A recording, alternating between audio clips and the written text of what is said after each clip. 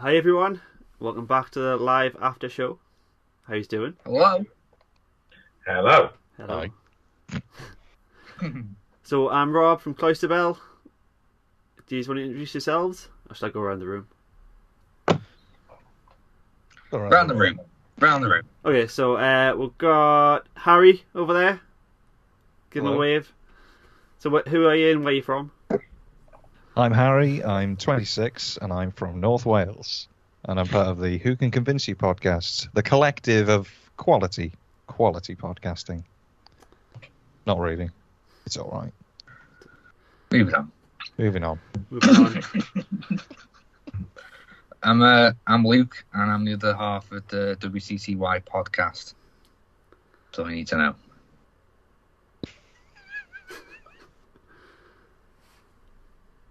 Slick. Oh. Is your tea ready? Well, to make sure I'm up. What's it? You got To make sure you're up. Up for this, a bit late. Well, it's way past bedtime. They're all off. It's fine. Sorry. So who are you, Caroline? Hello, I am Caroline. I am part of a podcast that is missing its actual presenter at the moment, but I'm told she is joining us. Yeah, I'm not sure where she's got to actually. In the meantime, it might just have to be me. So what have you been up to today? We're from my adventure in space and time. And we have literally just finished recording and are trying to jump from one thing to the other. So I've arrived, but I've lost my presenter. Oh, Dedication. what are you recording today? He's finished Web Planet. That was our second half of Web Planet, yeah. Cool. I'm sorry. Very sorry. I've made it. I mean, Shona's maybe just melted in a corner over his head. It's not as bad as people say. We've been kinder this time round. I feel like the first time we got caught up so hard in the what the fuckery of the whole thing that we had to bring it back to like some plot. Reel it in. Yeah. And who are you, Matt? I'm Matt from Neither the Time Nor the Space, and I still haven't started watching Flux. But it's Why are you nice here? to be invited along. Yeah. For the Velcro chat. I was told there'd be Velcro.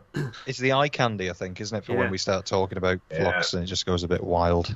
I thought you'd had the Velcro suit on today. Stuck to the wall. No. Yeah.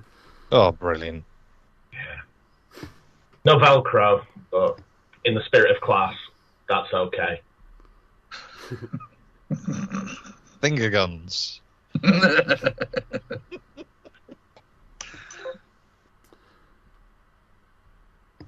I wonder if I can get on the live. On Not the that I'm- live. Yeah, it's not some sort of, Who we got in the chat? We've got Mark. Hey, Hey, Mark. Mark Hey, says, Hey. A up. Marty McLean, the Hall of Fame. The Marty. Marty McLean to you. Thank you very much. Yeah. Big Mark. Day. Marty McLean. I'm going to leave that Hello, one. Marty. I hope you're well. And as I say every week on the pod, my life is better for having you in it. Oh. Is Marty from Down Under? He is, I believe.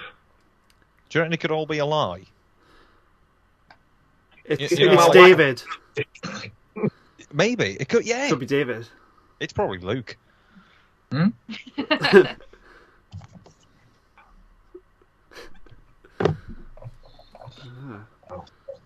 So, Flux.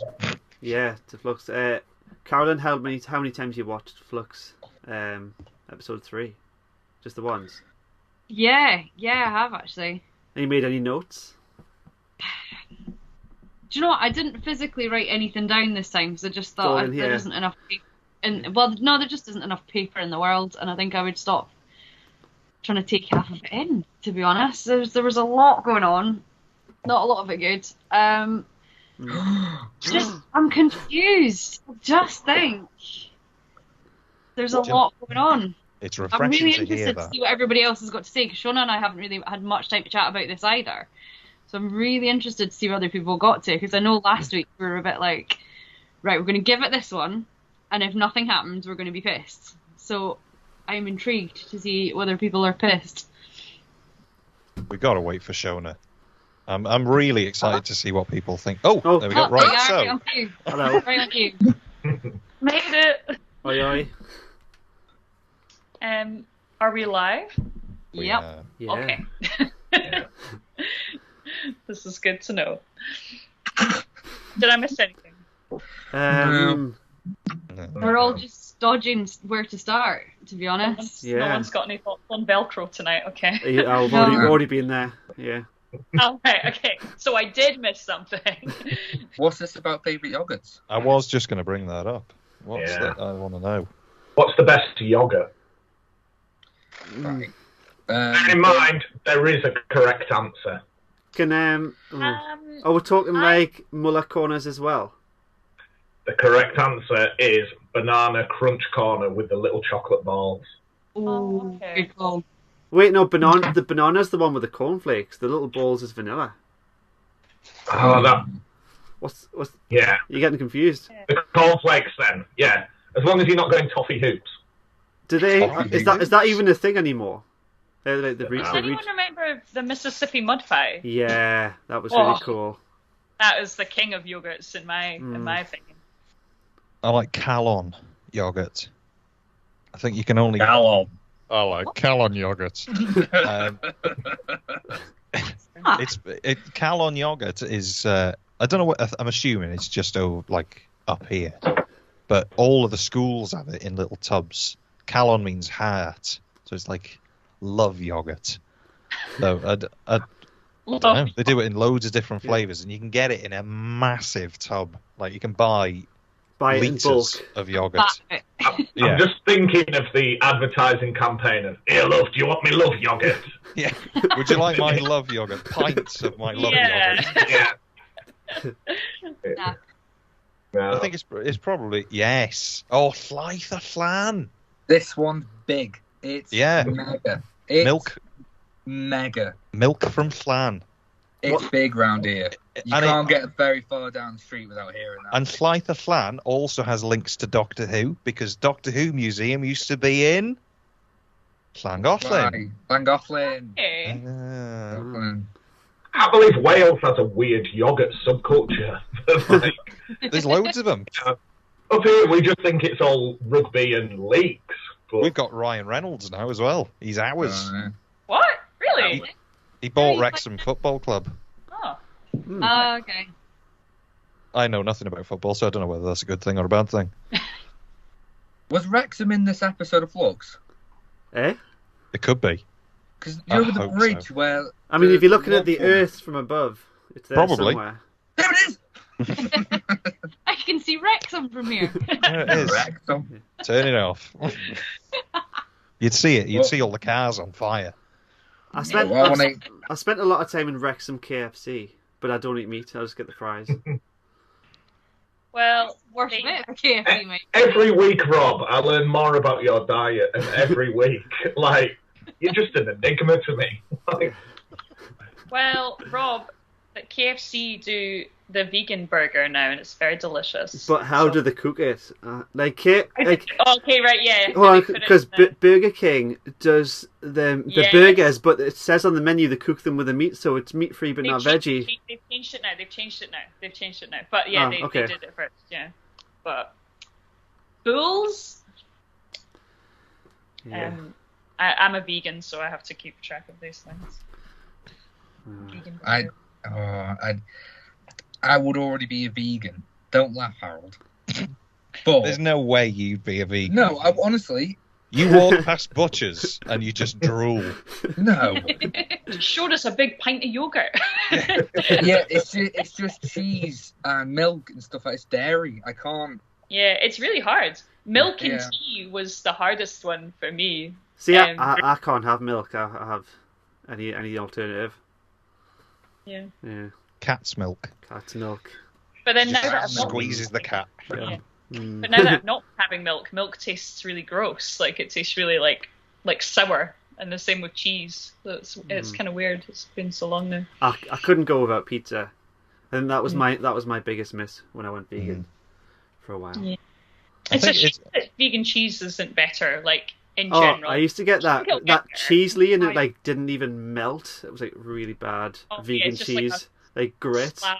Like a paving slab. Yeah, it's like just Slab. waiting to have cheese on toast, it's just not melting. It's not valid.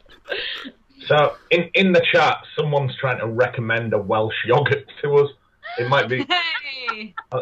So it's Kimberly Found our says. niche, people. We have found our niche. Yeah. I was wondering when the time would come. Niche that of the peak. week. And it's here. Here it is. It's all downhill Welsh from here. yogurts. I'll tell you what I'll do.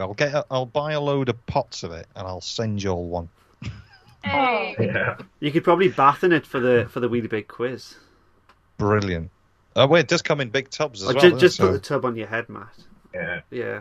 I mean, doing a pint of baked beans is going to be bad enough. So, like, wash it down for pudding with a pint of yogurt. Christ.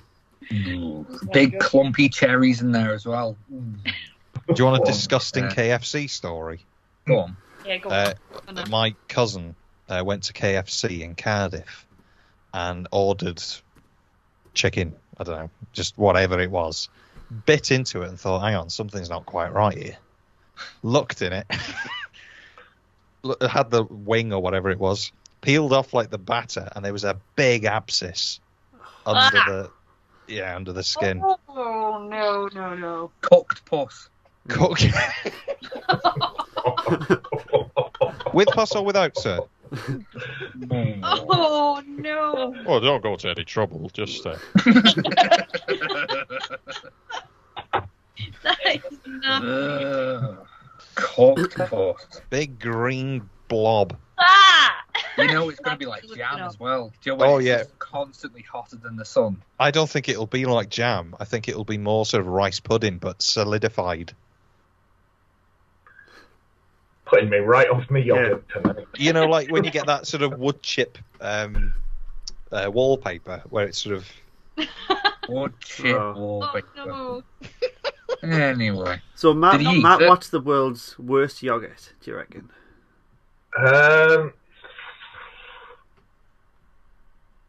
World's worst yogurt. I'll tell you what I hate, and this isn't a slight on the quality of the yogurt, but working in a school, if kids get, the frubes, the tube of yogurt, get them in their packed lunch, they just put them on the floor, stamp on it, yogurt everywhere. Those things Excellent. It was me. I want to It try was that. me. Yeah. Like, end of That's fine. dinner time is like an ice rink in our hall. Brilliant. Greasy. With the cheese out of Daily Dunkers as well. Like, you would just eat like the crisps bit and keep the little pod of cheese for the same reason. You could just stick it on the floor and stamp on it. See what I hate about the schools now is my daughters get sent back with anything they haven't finished, so you'll get like a half-finished frube sent back with them. yeah. It's like, why? As if, like, you're sort of to prove you're not looking after them or something. Is it some sort of punishment? I don't know. It's You can just take more this Feel back. punished. I don't like the fruits. when your kids go home moaning that they're bloody starving, and you're like, well, there's the shit you fed them. You've either that's all they've eaten, and we're not responsible for it, basically. See, I'm a bit older than you guys, but back in the 80s, there used to be a brand of yogurt called Funky Feet. With it, And the those yogurt- little yes. monsters. Oh, Yogurt. yeah. Oh, the ice thing. You can still Oh, get yeah, them. they were. Wow. Yeah. Sorry, what are they called? Funky feet. Did I get that right? Yeah, the I yogurt know, pots like had little feet on them, and they were like little characters. I used to keep them and grow like What? grass out of them and cress and stuff. Yeah. All right.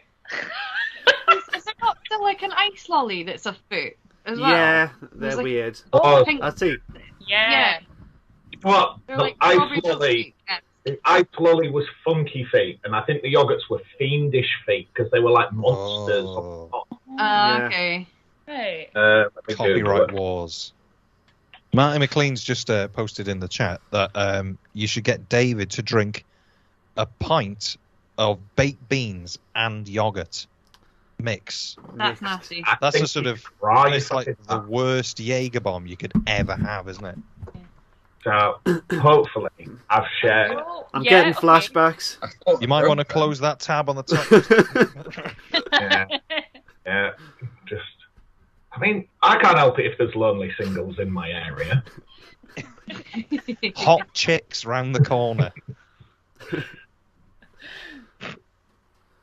So I'm getting the feeling that Flux wasn't that great, that we'd reminisce over 1980s yogurt. Well, don't worry about that. We'll carry on with Flux in a minute. So what about Velcro? Any uses this week? Or what's the weirdest use we've had for Velcro? The weirdest. I honestly don't know. Weird uses for Velcro. I think I used to stick my remote controls on with Velcro on the side of the desk. That's sort of like an old person thing to do. That was for the projector and stuff. I was just. Yeah, we have that in school. All mine have got Velcro on them. Yeah. Like those little knobbly, sticky things people put on remote controls as well. You can get big reels of it and just cut it up and do whatever. There's one, I can't think what they're called. You can get it from sort of music shops normally, I think. Maplin used to do it. We used to buy a massive roll of it, and it's sort of untearable Velcro. It's terrifyingly strong.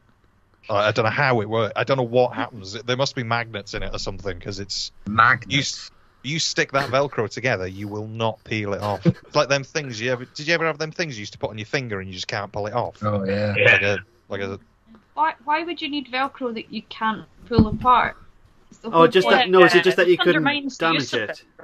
No, it's just impossible to peel off. You can do it. You have to dig it with a knife or something, proper strong. Do you know what's a shame is that I was watching an episode of Doctor Who, and there was a big reveal at the end, and I jumped and I knocked my remote control. My remote control went flying across the room, and I wanted to talk more about it, but I don't know if Matt's seen the episode, so I don't want to say. But I could have. I'll go on mute, but all I'll say is you should have Velcroed. Your remote, yeah. Should have got that Velcro. Yeah. Wait, did Matt actually go on mute? I don't know. Yeah, I did. Yeah. Oh, okay, did right. Okay. It was at the end of season. Wait, what is it? Season 12? Is it season? No, at the beginning of season 12, where they revealed that O was the master, and I had my remote, and then I found out, so I could have done with some Velcro. Perhaps that's the effect they were going for. Yeah. I just put my foot through the screen. It really did surprise me. It really shocked me. They made me like that, man. And I'm done. So it's a strong one. It is a strong one. What's everybody's feelings on sort of trade size things as opposed to sort of fun size? You can get fun size Mars bars and stuff. I'm guessing the fact you were waving WD-40 means it's safe for me to come back. I've actually got probably got a small WD-40 here somewhere. Yeah.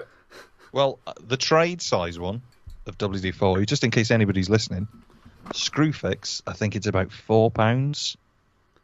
That is a bargain. There's a lot of WD-40 in that. And you got a lot of squeaky doors. Not anymore. Not anymore. It was because I bought this specifically because Luke had a shit fit because my chair, when we record, squeaks. And you could hear it whenever I'd sort of move. It just... So I bought it. One squirt of it. Literally one squirt. You've been ripped off. You only needed one squirt. You could have just got the cheap one. I was going to say the rest of that can is super. Yeah, they saw you coming. But 600 millilitres of pure protection, lubrication. Were they laughing at you moisture when you were removal. walking out the store? I felt powerful. I got to be honest. There was a lot of men there. Do you know what I mean? You go to places. When you go to B&Q or you go to Screwfix and there's men, and I rock up. Just as a sort of a big boy, and sort of I rock up to the desk. And there's the girl there in a Dickies fleece and a hard hat, and she's like, "Yeah, what do you want?" I was like, "I'd like one of your trade-sized WD-40s, please." Trade-sized, please. Yes.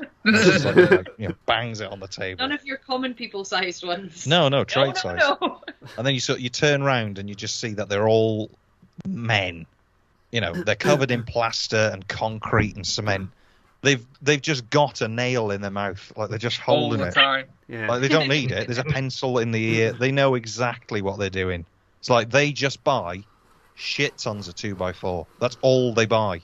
They just buy loads of wood. Even if they don't build anything with it, the van is full of wood. Yeah. It's like you're paving a drive, but he's bought more wood. So I've got to be off now. We need to go and buy more wood. And you were like, I've got a very squeaky chair at home. Well, I just sort of walked out like that, sort of parading it. To get back in my van and, you know.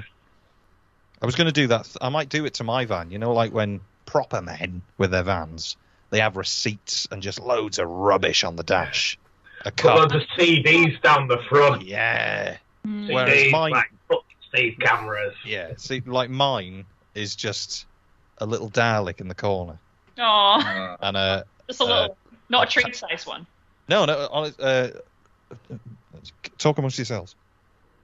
Oh no, actually, it's in the van. What am I doing? Yeah. You're not in the van now. I'm not in the van. I wish I was. I might do it next week from the van. From the van. That'd be great. But yeah, I'll just go. Can we? I'll bring mine to the party. Oh, it looks like that. It does in actually. The van. Yours is smaller though, Harold, isn't it? It is, yeah. Well, yeah. So we'll all bring something next week. Oh, show and tell. Like a show and tell. Yeah. Oh. I got my console. Are you bringing your books, Matt? Inside your desk? No. Did anyone say, I put it on Twitter, I came home the other day and my wife was gifted a Brexit fox. It was disgusting. It's the most abhorrent thing. Right? Where is it now? I love it. I want it's still in the living room, private place. But you should just set fire to it. I may come back. I cannot comprehend it. Jonah, you'll love it. It's like I've seen the vastness about space. My brain cannot compute it. It seems like the perfect opportunity to try something I've always wanted to try, but I'm not manly enough to do it.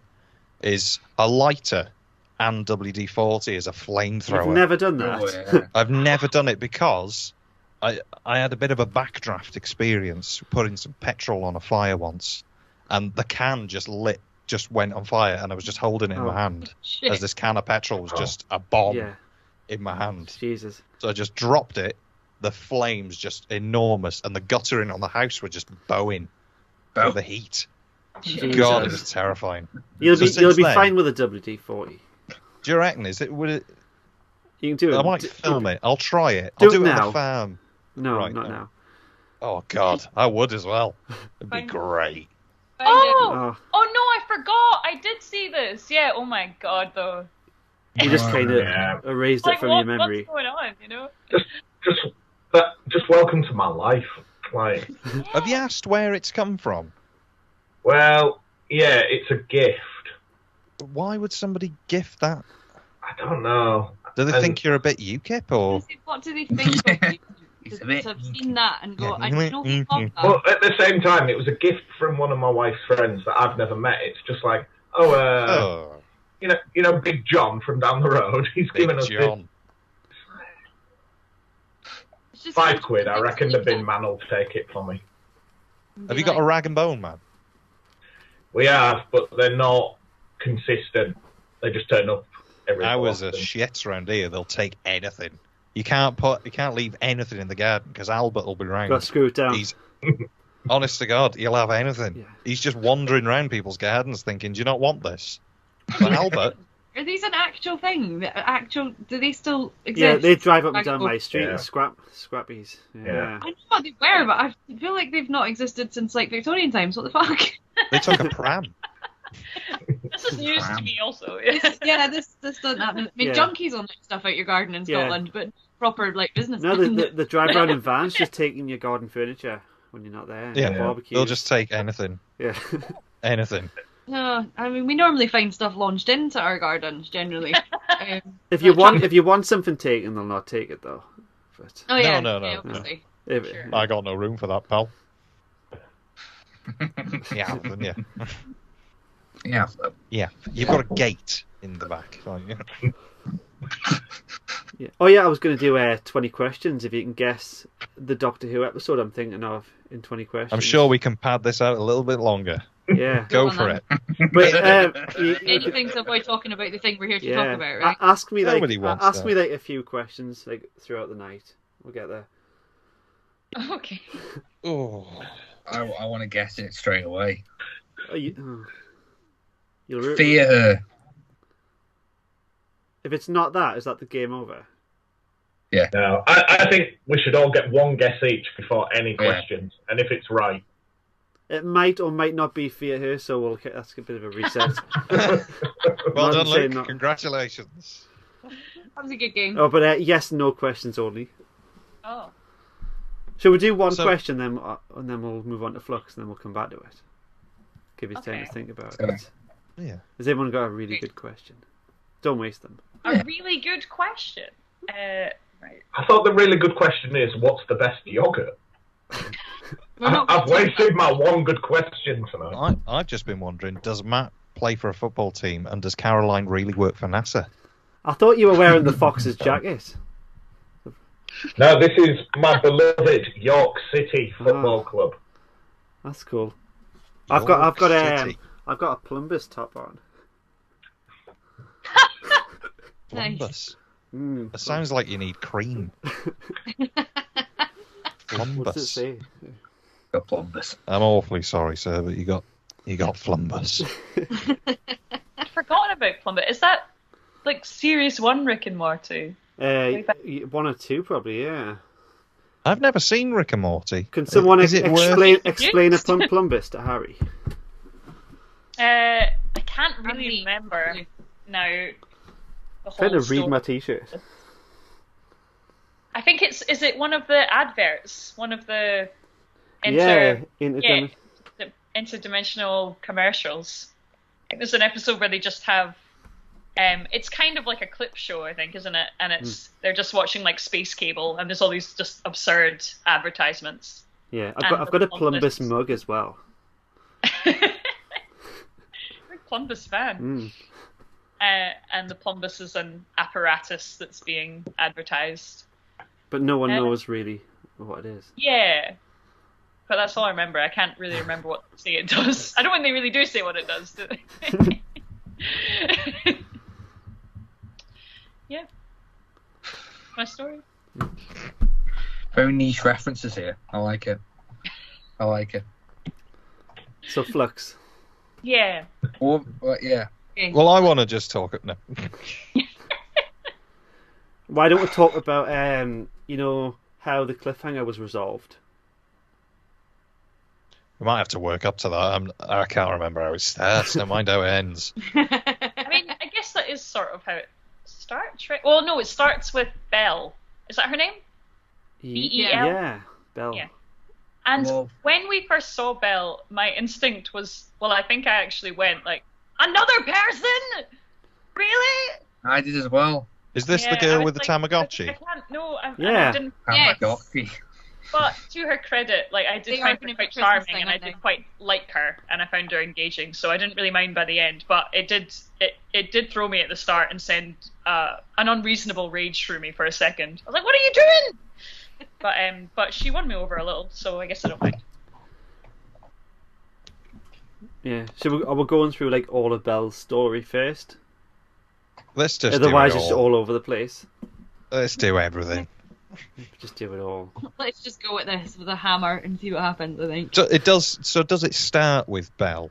I thought it doesn't it start with the Doctor, like going into the time stream first in the pre-title? I thought it started with Belle and then went to the Doctor, but I guess it doesn't matter. Belle's story. Belle's story. Yeah. That's the title card, isn't it? Aye. Oh yeah, yeah. And then in the last episode, we saw the Doctor right behind Swarm, but that didn't actually happen. Turns out she went across the room, saved Dan, and then. See, that's very Doctor Who. Sorry. Yeah. Yeah. Did a big run and jump. Right. Yeah, and just the sort of cliffhanger that isn't really a cliffhanger, but the start of the second one. Yeah. you may as well put a gun to the Doctor's head, pull the trigger, but the next episode, now she wasn't actually Caught there. the bullet in her teeth. Yeah. Yeah. It was very told Doctor, ya. though, having her, like, think about it, and we heard her kind of calculating what to do. I quite liked that bit, where she was, thinking. It reminded me of, what's it, in the 11th hour, where he's like, I missed something, and he, like, pauses everything and has a little shifty around. Oh, yeah, Let's Kill Hitler. Doesn't he? We'll have a little recap of him. Oh, I've forgotten about that. When he, like, switches the gun for the banana and stuff. Aye. Oh, yeah. Yeah. Mm. Yeah, I know what you mean. Mm. What happens after that, then? So we'll get a bit off in a woodland. Yeah, we'll like, get the Dalek sector. Why are we now here? Oh, Was there any? It was nice seeing the Daleks. I thought, like, they did look a bit. Well, they looked great, but they looked definitely CGI when they were gliding along, and then they were just like they were the colour of actual Iron Brew. props. And then They were really, they were like really tangled. ginger, weren't they? Like tangled. Yeah. They got Do you tangled. reckon they actually used a Dalek in this, or is it all just CGI? It Well, is no- all CGI. Well, isn't no, it? the ones They that were came floating around the across corner, they were definitely Oh. CGI hovering, and then didn't some real ones Yeah. come in?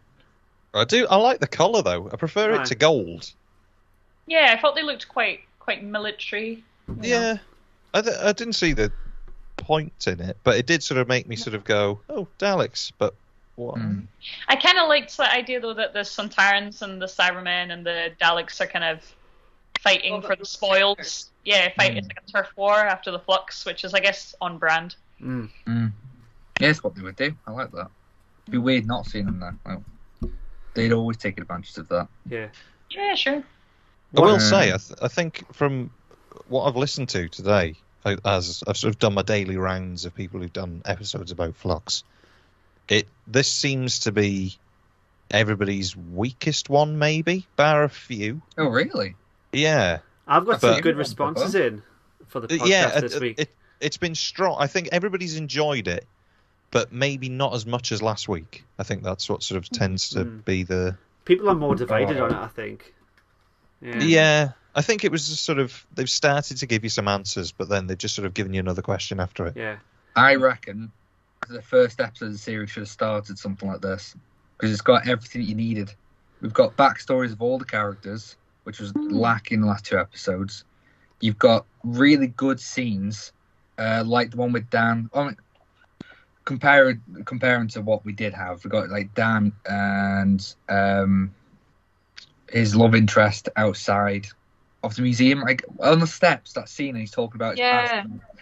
Yeah. And then we've got a really good scene, and then throw in at the end of that scene, oh wait, that's not what I thought it was.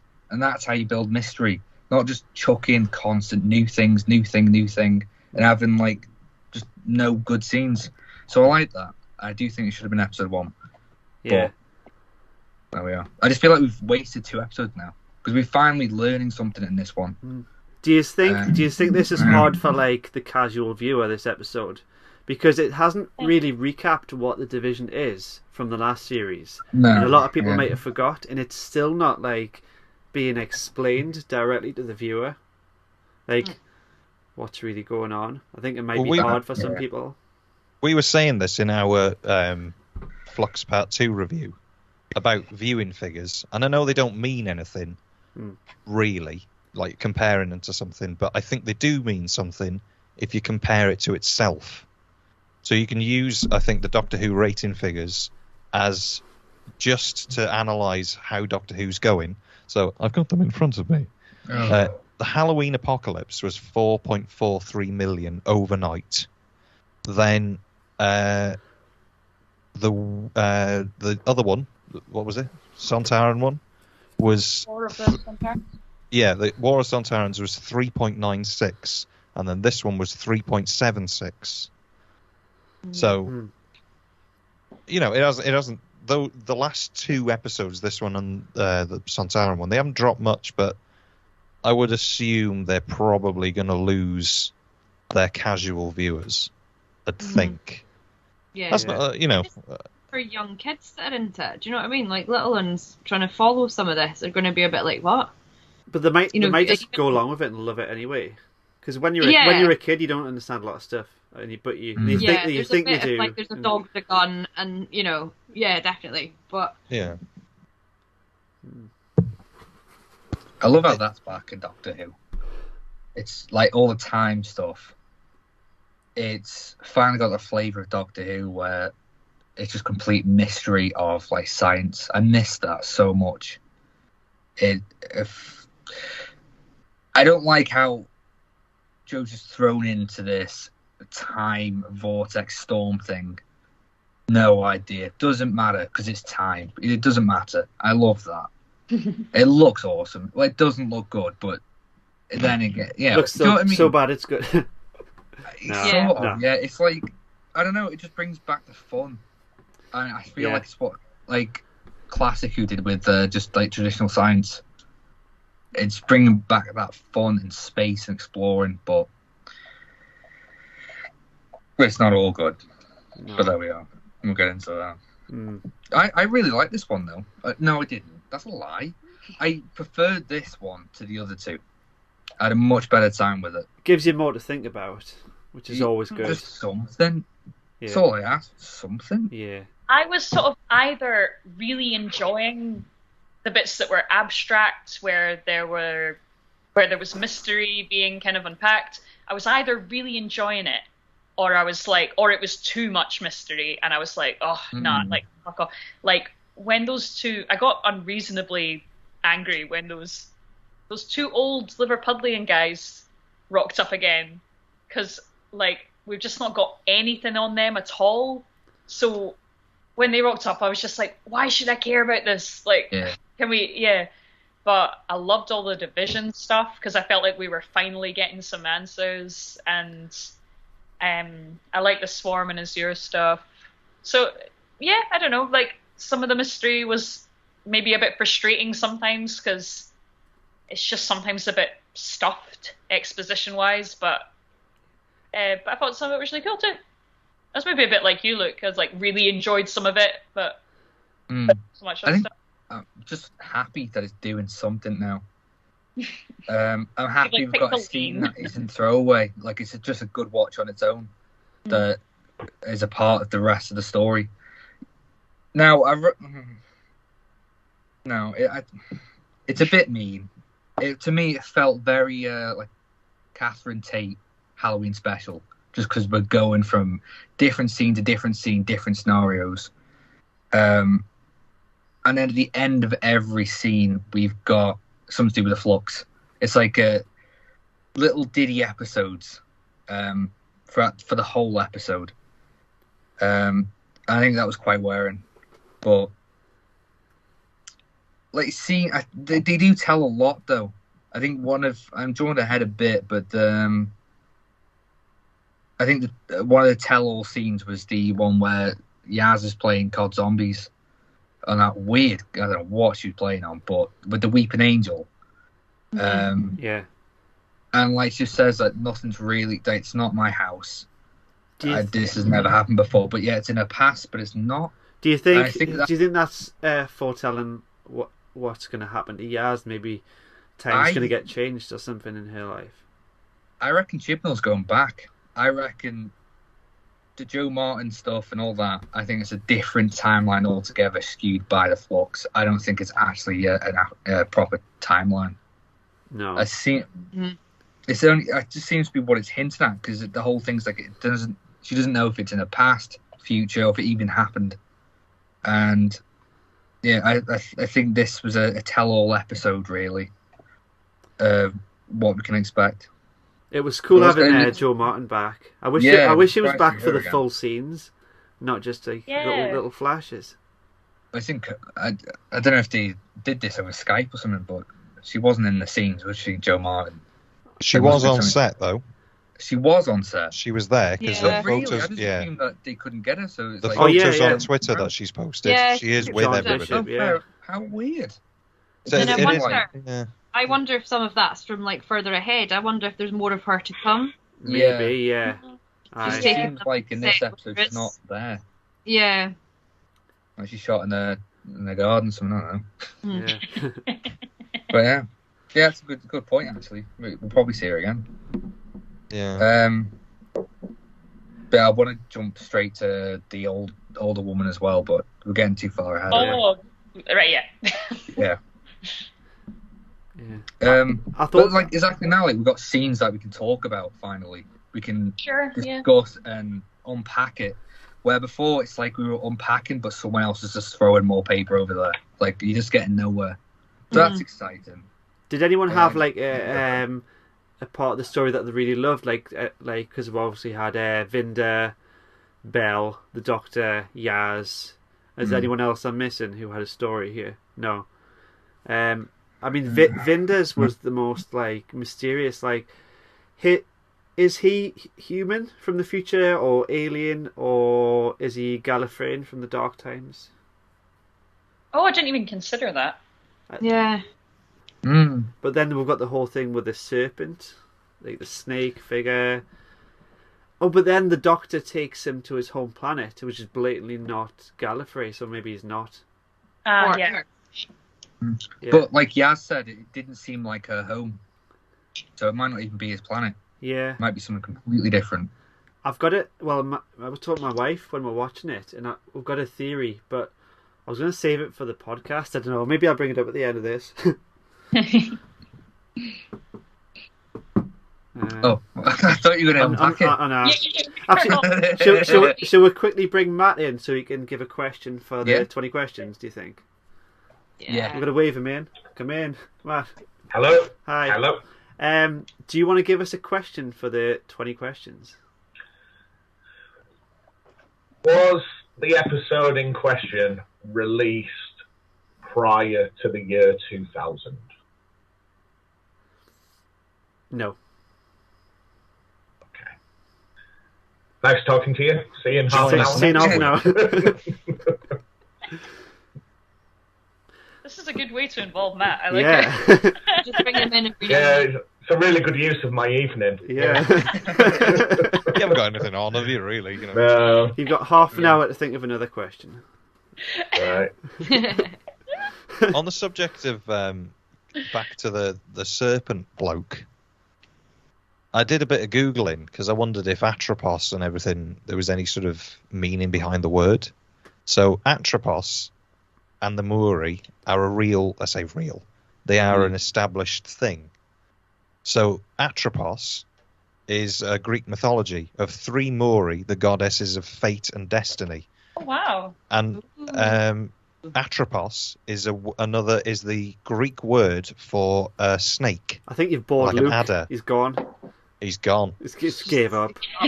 He's went to jump out the window. He's gone. So but yeah, sorry, say that bit again about the snake. So Atropos is a Greek myth, and she's one of the 3 Maori, which are goddesses of fate and destiny. So Atropos is one of the Maori in Greek myth.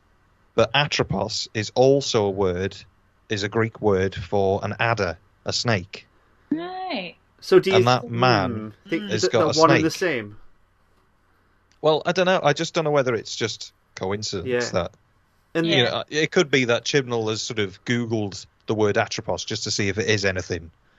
And he's sort of seen snake and just thought, oh, I'll just put snake. You know, not in a sort of dig way of... There's nothing from like Gallifrey's past, is there, with spout snakes? From like the Dark Times, there was the stuff like the vampires and stuff. Well, we did have the Master as a snake in the film. Yeah. I don't know whether that's sort of a bit of a... I think it's all going back to the TV movie. Yeah. Oh, sorry, Shona. No, that just blew my mind. Bang! So I don't know whether that's sort of... I don't know. I think it'd be a bit vague to sort of do something like that. But then again... Maybe it's just something new. Yeah. She found a word he likes and run with it, and then just found some other words linked to it, maybe. I don't know, but... Well, when I Googled it, I thought I was going to find some sort of revelation and be like, oh my God, I know how this is going to end. You understand now? No, nothing. We don't understand. Nothing. It's something to do with the shield of Hercules. Oh. Don't know. It's a venomous snake. Yeah. That's it. Just going back to the Master for a second, I was just remembering when we were talking about Daleks last week, when we were like, do we think we're going to see the Daleks again? And I was like, no, I don't think so, because I think they just get used for the specials, and then we immediately saw some Daleks like 2 minutes into this. They don't actually do anything though. I guess they they have a little really purpose. but it did make me wonder, like, well, I guess maybe like all bets are off. Maybe like anyone can be in this, because I kind of thought, yeah, they would reserve the special for things like the Daleks and maybe like the Master and stuff, but I don't know. Maybe they won't. Maybe he'll make an appearance. I don't know whether. Yeah, it's weird to think if they'll come back. I'm not sure what they'll, because they've sort of established that the Daleks, the Cybermen, and the Sontarans are like the 3 surviving big things. And somehow the Angels are in there as well. Yeah, so I don't know whether they're going to do anything with that, or it's just a sort of these well-known villains are still here. But that we saw the Flux. I don't know. I'm going to miss something now, and somebody's going to just say, "Yeah, did you not see that?" The Flux destroyed planets, didn't it? Yes. No. Yeah, I know where you're going with this, and I have the same thought. Sorry. So I don't know what's. It destroyed planets, but the street. Yeah. So I don't know how this planet's still, where Vinder ends up. Is that sort of because the Doctor went into the Maury thing and sort of saved space? It's just time that's messed up now, is it? Or unless the universe is slowly getting smaller, because didn't Bell talk to the Cyberman, and they were talking about how the Cybermen wanted to conquer all space, but it was running out, kind of thing. On a mission. Yeah, with a Tamagotchi. Aye. Is Vinder's planet maybe like that over the fact that they've all been, like, all these factions have all been fighting over it, and then they've just, because of the Flux, maybe they had to fight, and now the planet's in a mess because it they all had a battle there? Weird. I just don't see the thing. I like the idea of the Flux, and I like the idea of Swarm and Azure, but I just don't know what anybody's gaining from any of this. Do you know what I mean? It's I think they needed to hammer home in this episode how fucked up time is. I beg your pardon. The timeline's gone. I feel like that's what it's doing, but it just didn't really hammer it home. That none of this it's not past, present, or future. It's all. Well, what I sort of took from it is that the Flux is just this thing that's happening. That just seems to be at the same time that these. I feel like it's just a writing ploy of like there's a time limit. Do you think it's like a disaster movie idea of sort of? Yeah, it's like we've only got this amount. Time's ticking. We can only do 6 episodes because the Flux coming. I don't think it's that pivot gone. Do you think it was just destroying space? Because Swarm was saying he was talking about the principles of space and time, how they might have been introduced in the Dark Times. I don't know. Is the Flux just destroying one or the other? Is there more than one? Double Flux. Come on. I love Chibnall's attempt at actual feeling and emotion in that the scene. What's her name? Bell. The one who's mission. Yeah, Bell and the Cyberman, and her mission's love. Oh. I can't. I really love. I really thought that she meant like we were supposed to feel like why would she say that? It's did you well up? And cheesy. I did. But then she was on the brink. Tamagotchi, and I thought that device was called love. I thought she was in love with a Tamagotchi, like a proper cyber relationship. She's having a weird relationship with that bro. No, she meant Vinder. No, mission love. So, and they're having a baby. Yeah, our still unborn baby. Oh! Right. I was like, no, what a terrible thing to write. There's so many things you could do instead. Like, you would literally just need to, like, touch your stomach and we'd get Don't it. Say our still unborn baby. Or, like, do you want to curse it now? Or Yeah, Oh, it's a very sad. beautiful scene. Oh, it's so romantic. Yeah, I didn't even mind Mission Love. I was like, oh, all right, that's nice. But Love. I put down a shirt. our beautiful but as of yet unborn child, I was like, Oh, I you know. lost me there. I do have a bit of a Who's I the, have a bit who's of a the problem child, with though? love. It's just Because I liked the rest of that scene with the Cyberman with the little back and forth with them. I really enjoyed that. and that Cyberhead looks great. Yeah, they're really I'm nice. a bit gutted Really that's the Cyberman episode we got, though. I thought we were going to see Cyberman. If that was it, yeah. Yeah. Which, okay, it's fair enough. I mean, it's not about them, but it's not really about the characters either, so I don't really know what it's about. I think I'd be surprised if they don't come back, because I think it's a bit of a dick move to put them in the trailer, and then basically they just storm in, she shoots them, and she says, I'm on a mission of love. That's what happened with the battle, though, in the last episode. We only saw like 5 seconds of it, and there you go. Well, that's my fear, is that the next story is going to be the Weeping Angels equivalent of the Sontaran one, where it's just a Weeping Angels story with a thing at the end, and then... You think it's going to be like a standalone story, like Grounded? I think so. Yeah. It looks... I think does we need look that great, for a little though. break, yeah. I think that's... I love that 70s vibe thing. What's that story that we did, Luke, that I didn't see until we reviewed it, of the haunted house with like the mirror disc thing, the Matt Smith one? With the thing in the corner, and you're always like, oh, it looks great. Boys, look at it! What's it called? I know, I can't think which one it is. And There's a forest. And he like... Yeah. Matt Smith's in a haunted house. Yeah, haunted house, and it's got... yeah.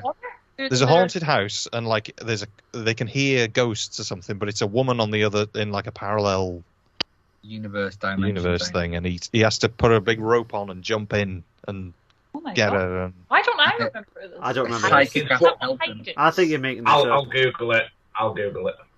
I know which one you mean. Matt's on it. It turns out the monster. Oh, is this the one with Poirot? It is. It's Hyde. It's Hyde. Yeah.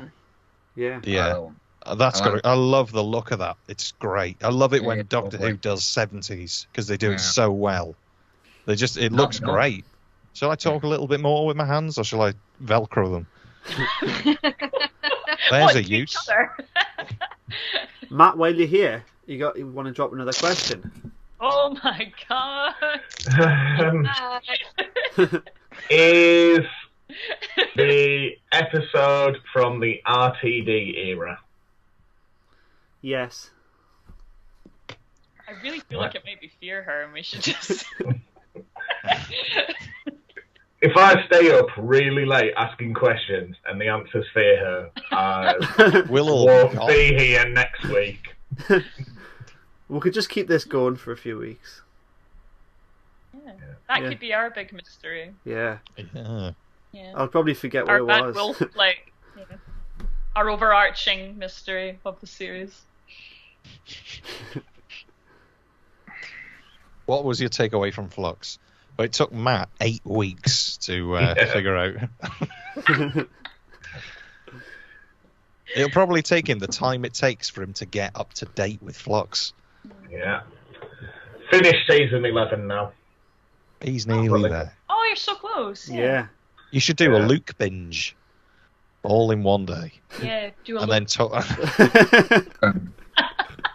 then it just makes it sad. Just sad. Oh. But yeah, getting back to Flux. Yeah. So yeah, the Cybermen do that. She's on a mission of love. Yeah. Sorry, love. And then she's the Cyberman gets snuffed. Go. And then where do we go from there? Isn't it Vengeance now? Jumpy. None of us have got the plot. Yeah, it's the thing, isn't it? What about that Let me blue have a go. stuff? You know that blue stuff that's coming after them? Oh, it looks so bad. It did, yeah. I thought there was something wrong with my telly.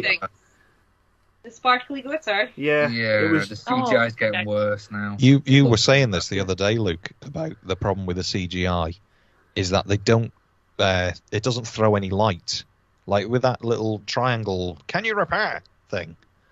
It doesn't Like, It it's doesn't not fully throw any realistic. light onto anybody. Until Azure speaks. Azure. The reflection in her eye in it.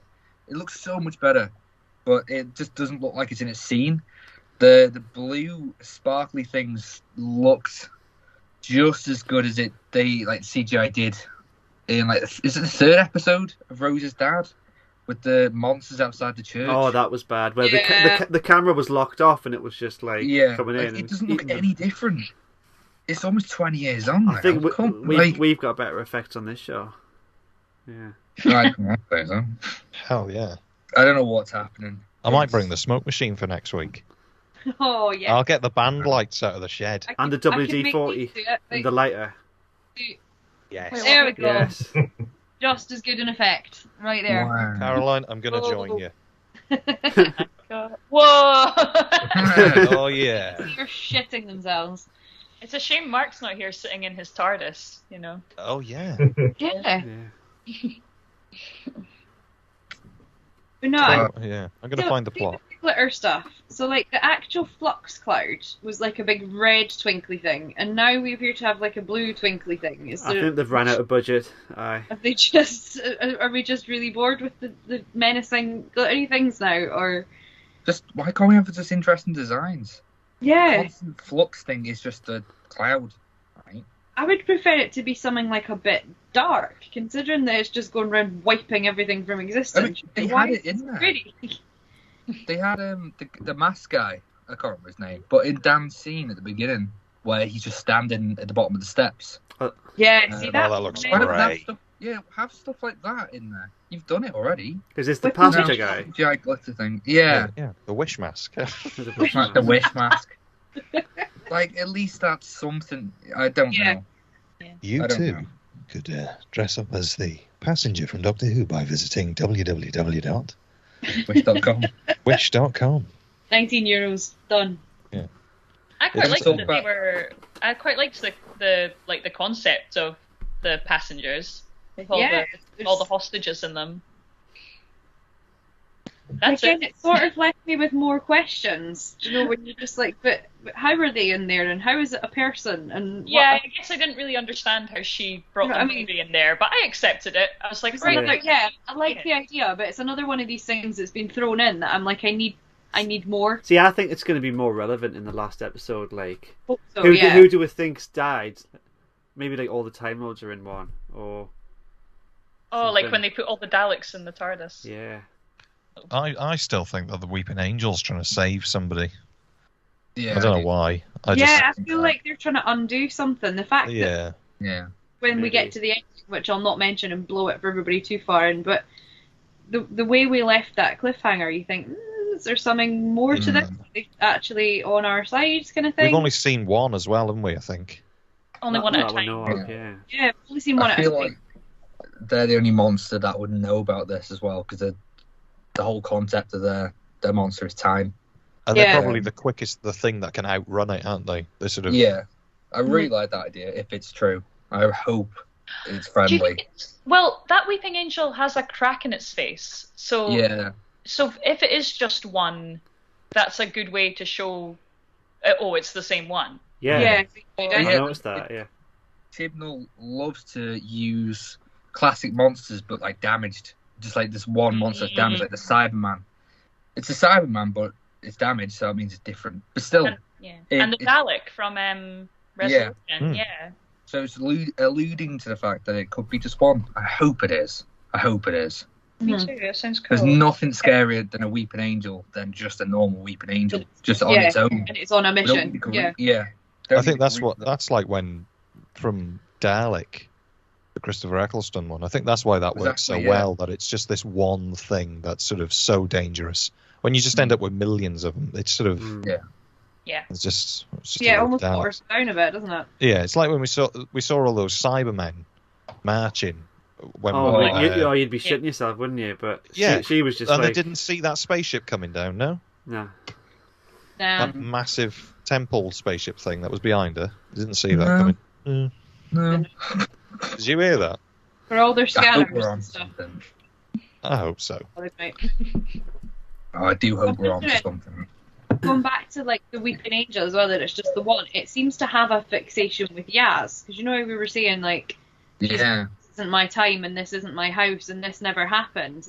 Yeah. But it keeps following her. Like it appeared in that living room and then it was like behind her in the mirror. So it's obviously got a thing about her timeline. Yeah. So I wonder, like, there's a little connection there somewhere. I wonder if Yaz it had is- took her, maybe it would have took her to safety, because if it's pulling people back in time. Maybe, yeah.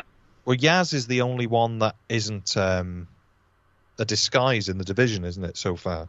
Everybody else has Aye. sort of been revealed. So, like, Dan is actually Carvanista for the... But who's Vinder? Did I miss Right? that? Vinder's Vinder, I Vinder's think, isn't Vinder, and Yaz is What? the leader, the soldier. But Vinder's just Vinder. Yeah, so... He's Like the an only. agent of them. No, Dan was sort of shown to be- Vinder's in the division as well. Yeah, that's what I meant. right. Vinder is Yeah. in the other. In the I other thought you were stories. telling me Vinder was actually in the division when you were saying Vinder's Vinder, and I was like, what? Well, maybe he I was. think he is. Maybe We not. never we know. don't know. Maybe I he think is. that's what I took from it. That Dan, when we see the Doctor in the dark coat, the Doctor is Joe Martin. Ruth. Yeah. is Joe Martin. Yeah. Dan is actually Carvanista. Vinder is Vinder, I'm assuming. I think... I didn't think of this He until you doesn't seem to mentioned have it. like an alter ego in the flip one, does he? No, and then Yaz, that's sort of just... She's just getting chased by a Weeping Angel, so that I'm assuming that's something to come. I suppose we don't know that Vinder is it. Like, but the Doctor is called but he knows that he's talking to the Doctor, and Ruth Doctor was also called the Doctor. So And he knows what a Yeah, TARDIS is as well. yeah. Yeah, that was Oh weird. right, yeah. That was Yeah. such a missed opportunity. They sort of did it, but the age-old thing where a new companion opens the door and says "bigger" on the inside, and this one time, Vinder opens it. Oh, it's a and TARDIS. We already know the TARDIS was messing up. We could have had like some monster in there, something horrific that he sees, and then close the door straight away. It's like, Christ, what was that? Like, companions aren't supposed to say that. They always say it's bigger on the inside. Mm. No, don't get that. Just the doors on the I side. didn't That mind annoyed. that. I didn't mind that Vinder sort of opened it and said, "Is this this is a TARDIS, isn't it?" Yeah. I think that bit of dialogue is just there as a sort of another little piece of sort Yeah. of right. He knows what this is. How would he Yeah. know? I think we've only ever had Yeah. that in The Night of the Doctor with Cass. Yeah. Well, she knew about the TARDIS. Yeah. I feel yeah. like they're still putting all these little nuggets in to try and make us think that like the Division and the Time Lords are still like a thing, or that Vinder's a Time Lord or something. Hmm. You know what I mean? Like I still think they're putting these in, and I'm like, is that all beginning to be too obvious?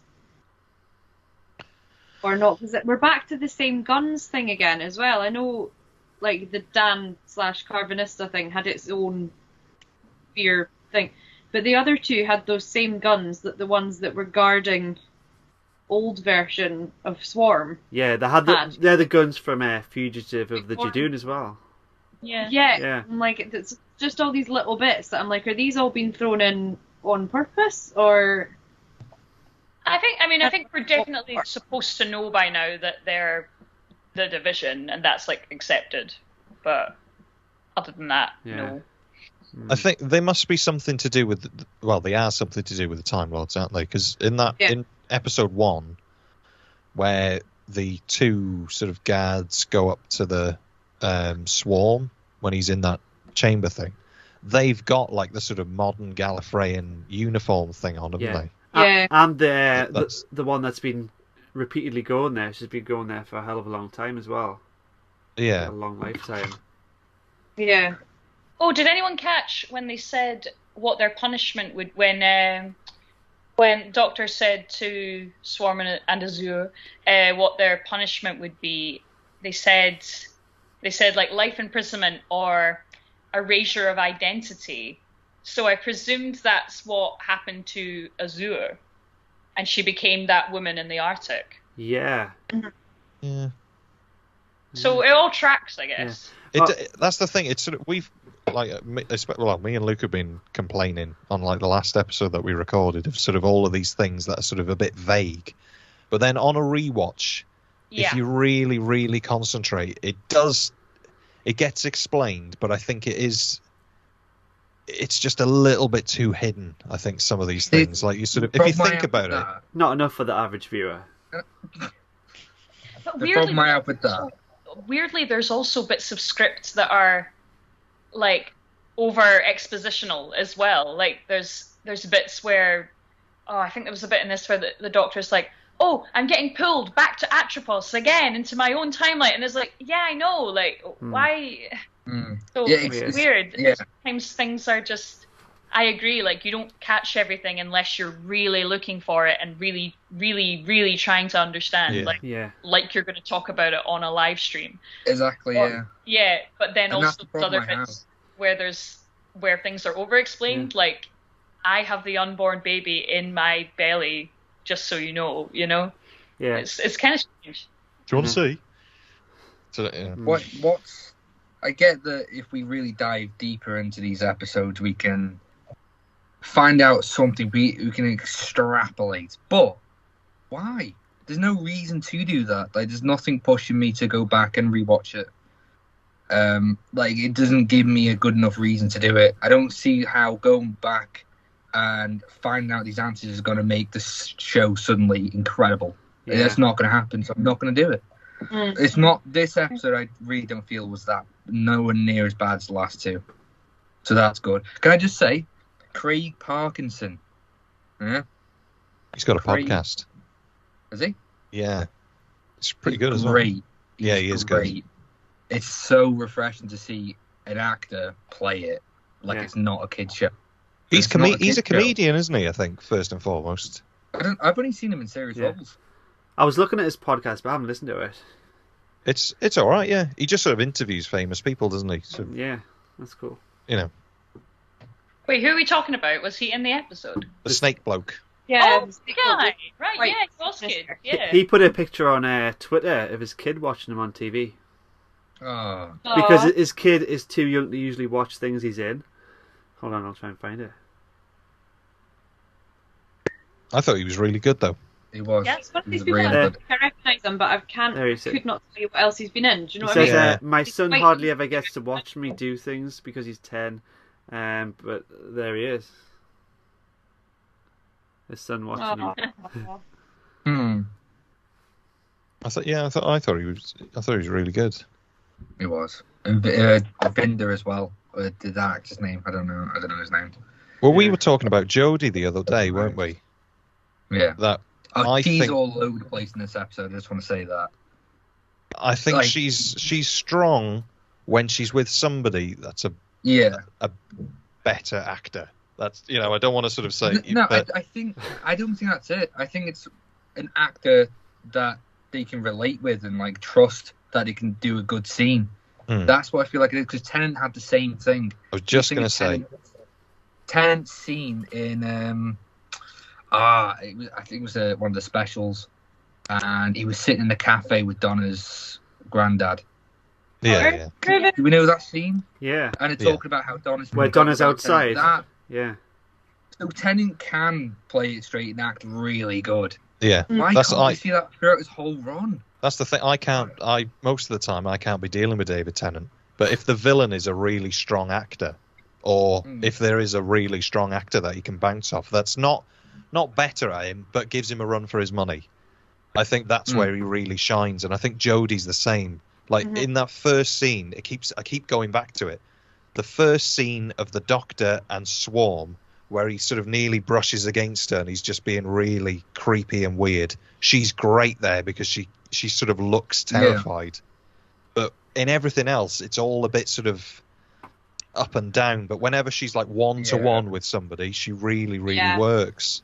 She's dead good with the Master as well, I think. I love her scenes with Sacha Dhawan. Yeah. Yeah, they are really good. Yeah. Luke's number one. I can't stand that Master. I can't. But like Jodie is really good in those scenes. I've not seen Jodie like this in this episode. She's everywhere. I don't know. Supersized Miori. Aye. Yeah. Good, wasn't it?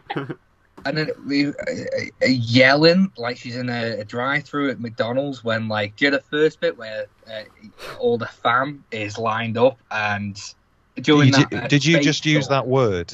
You did. Yeah. Oh no. The The show does fam. it. Why couldn't I? They don't use that anymore. Yeah. Don't use that. I'm using it now. Don't use. But it's not even. It's not even the same people. Nobody. I don't know who uses that word. Yeah. Me. Don't use it about us. Yeah, the fam. Linda. Bam. Oh. It is the worst thing. Superstars. I think it is probably the number one crime of Doctor Who. I don't What? care about anything else. The fam has got to be something that somebody should have said, listen, Chibnall, listen. Just take him to one side. What are you doing, mate? Could You know not you can agree do more. better. It makes my skin crawl every time. Oh. Hey, the kids are all saying it. Fam. I don't care. It's horrible. Yeah. Wow. It's like young and hip What show. the kids are all saying, for God's sake. Yeah. William Hart Vindaloo. knows the kids. Oh, should we get Matt back? Oh, yeah. Matt, Go on, come man. back. Should I shake the WD-40? Is that Yeah, the spray key? it. Get the lighter out. Yeah. How It's like the old dove from above. But, Yeah, the dove from above. yeah. Whenever someone shakes a WD-40 can, I'll be there in an instant. Do you need a question, Rob? I think we do. It's time. Right. Is David Tennant the primary portrayal of the Doctor in your episode? Yes. It is. It's Fairer, isn't it? It's Fairer. It's getting neater and neater. His next question is going to be, is it set during a major sporting event? Yeah. Does it involve the theft of a pickaxe from a council wagon? No.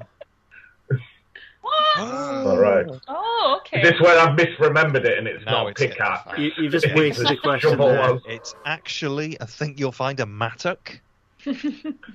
Mattock. Great for getting roots out, if anybody's interested. Oh, yeah. Quality root removal. Don't bother with a shovel. Get a mattock. I really It's thought we okay. were working towards fear then. Yeah. Do We're all some, Jake Filter do now. some homework. Yeah. 16 questions left. Oh, Oh. packs. 16 questions left. Be a long night, people. Buckle in. Okay, if I can whittle down what series it is, I can go through episode by episode. That's true.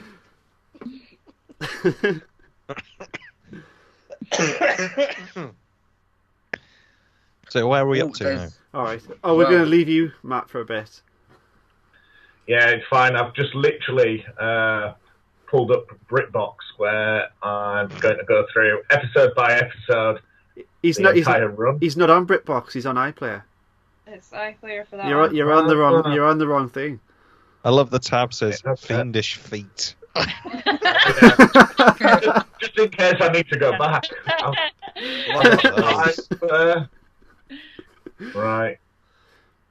I might have to be. I might have to call downstairs for a drink. Just send a text. Makes the house. I mean, you texting. Just gonna text Leah. She's downstairs watching this. I think. I could just say it. Yeah, Really, you couldn't I? just Yeah, say you it. can see just- She might not be. She's probably given up by now. Oh, sleep. Oh, text me, ma'am. Is she watching this? No, she's no. She came across earlier on. She's going on holiday tomorrow, and I said, "I've Where's got she that." Spain. How was it tough? She had it out today. No, really. £15. That's not bad, that. All right then. So I said I've got the after show after to talk about Doctor Who, and I had this. I had Once Upon Time on. She went, "What are you watching?"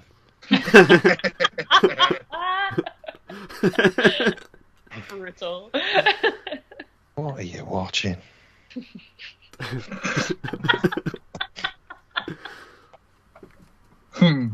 You know it's bad when she sort of squints and just looks at the screen and says, "Jesus Christ." Do you remember? Right.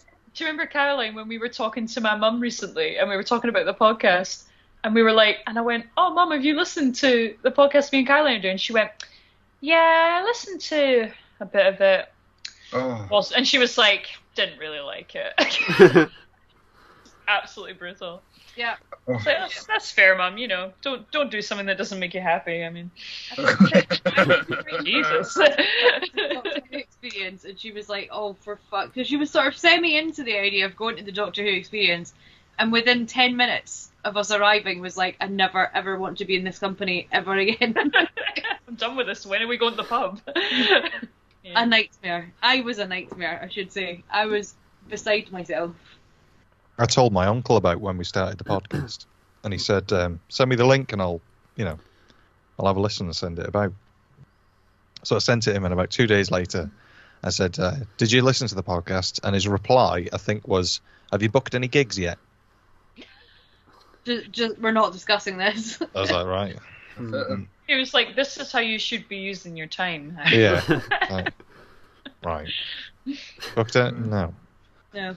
No, I haven't. I had to try and explain what a podcast was to my nephew the other day, because he started off being a proper smart arse, and he's only just kind of getting into like social media and stuff, and he's like, "So you do a podcast now?" And I was like, "Yeah," and he's like, "What's a podcast?" I'm like, "Well, it's like people talk about things that they enjoy, like there's loads of different subjects, like television programs or like your favourite music," and he went, "No, it's not for me." I was like, "Okay, babe, thanks." Oh, well. Thanks, honey. It's nice to have the support of the people around us, guys, right? Come in. Oh, come on in. Oh, there's just a little paw on a cup. Thank you. Are you not coming in? No. Oh, right.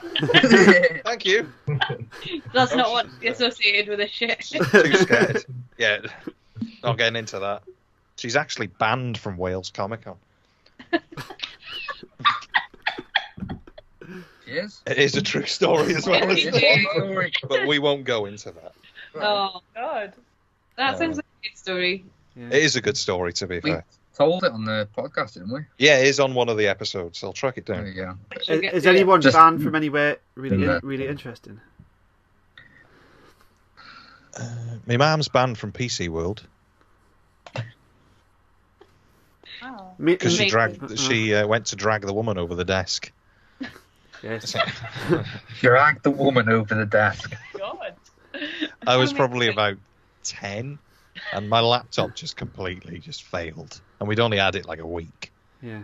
And it was like a 30-day return, and they'll just like fix it. And they just lied, basically. I don't know what everybody else's PC World and Curries are like, but ours, they're bastards. They're honestly, they're the worst people in the world. If any of them are watching, I hate you. And we took the laptop back, and then they phoned and said, "Oh, it's ready for collection now." And they wanted like 300 quid to like release the laptop and then pay for all of the stuff to be done. And she was like, "No, it's free." So she drove home and like got all the paperwork for it, and this woman wasn't having any of it. And then the woman did the thing that you don't do to a customer, and especially you don't do to my mum, is she just started pointing at her. Mm. And then my mum was just like a bottle of pop then. She's like, "Don't you dare." That was it then. It's like she just went... Amazing. Oh my God. Right. Wow. So there was I'm 6 banned foot. from Aviator Bar in Prague. Brilliant. Not going back there, you're not. No. We should all go. Without I Matt. took yeah. We went on my brother's stag do, and my brother's a type 1 diabetic, and I was his like designated safety man, and literally a bouncer just booted open the toilet door as me and my brother were stood there with like a bag of needles. My brother had like his arse out because he was injecting, and Oh no. this What are you doing? massive Czechoslovakian man, literally like Ivan Drago from Rocky, and like I'm a big lad and my little brother's even bigger, just carted out, trying to explain to a Czechoslovakian what type 1 diabetes means. It's just like, No sugar. No sugar. Most of Your you- arse out. Arse out. Needle. Sugar. No. I'm certain I'm banned from somewhere else. But I can't. Me and Liam off the podcast, were banned from Wilkinson's. You know, Wilco's. Mm. I think it must have been like 12 or something. So we're trying to make a hot air balloon. So we went to buy loads of bin bags, duct tape, and a hairdryer. But they thought it was a load of bullshit, and then they thought it was trying to steal the hairdryer, and we got banned for life. Yeah. You think they've got your pictures? Yeah. Like your Never did get that hot air balloon built. Yeah. I had to stop a junkie running away with a load of wine from our co-op. You didn't have to. Well, I didn't have to, but I thought I'd do the decent thing. So this junkie ran out of the co-op with a bag full of wine, and the only woman that was on the desk was sort of mid-70s. Like, there was no reason she should still be working. Like, she could just retire. And she just went, stop them, stop them, stop them. And they ran probably about half a mile. And as you can probably tell from me, peak fitness is long gone. And so I had to run like half a mile after this person. You didn't have to run. But you don't honestly, want to go back right? to the old lady and say like, I let them get away. So Well, yeah, but the thing was, the police station is like right across the road from the co-op. So like I ran, and then the police followed me, and they were just shouting like, "Just grab him, stop him!" What would No. you? What would And you I was have just done? thinking like, this is not my job. Hey, you see, do This you is- remember that Grab 'em, episode go of Only Fools and Horses where Rodney just catches up with the guy and just turns around and starts Yeah. running? Yeah. And I was that just would have like, been what you. do I do? I was just thinking, what do I do? And they were just shouting, just like, grab him, grab him. So I just grabbed the bag and just fell onto the floor with this bloke. And he's just like, let me go, let me go, let me go. I was like, oh, God. And I went back to the You're on co-op. payroll, mate. I went to the Did they co-op ban to you? go and get like the... No, I went back to the co-op to get like the things that I was about to buy. They didn't give me anything for free. Right. What? Yeah. It was like... Outrageous. Right. You should have No, just ran off of but- it. Yeah, nicked off of it. You're Yeah, lucky nobody's you're gonna still catch me. walking by then. To be fair, if I'd have run again, I'd have been in A&E.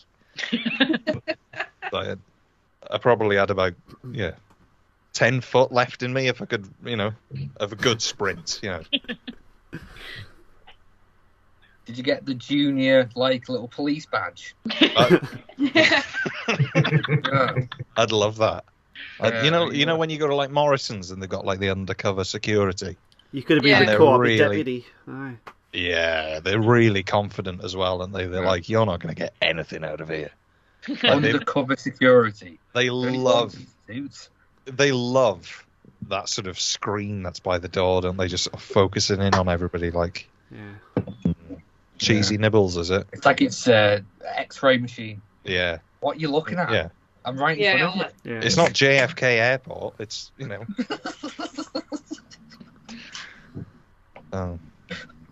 I think I'm sure before the end of Flux. Well, no, that's actually a bit ambitious, isn't it? We should definitely try and do like a sort of in-person after show in the future.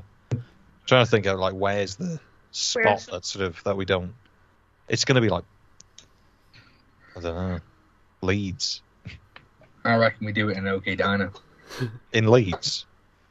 There'll be an OK. There's 8 in the UK. Why don't we go Gretna? That's sort of. On the border. Yeah. I think geographically I'm in the middle.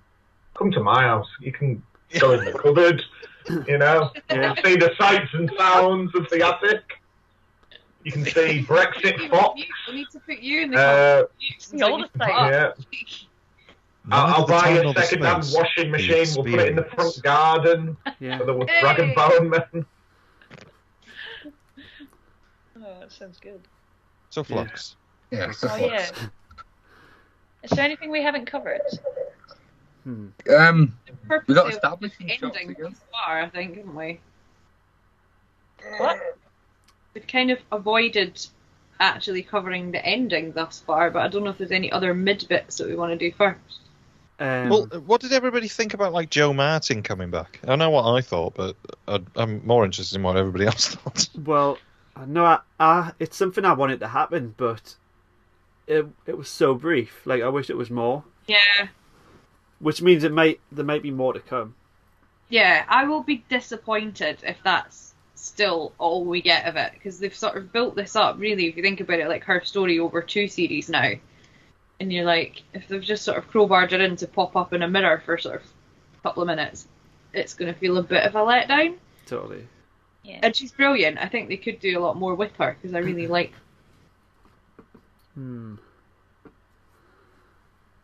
I quite liked I would like to see more of her, but I did quite like the kind of the glitching between Jodie's doctor and Joe's doctor.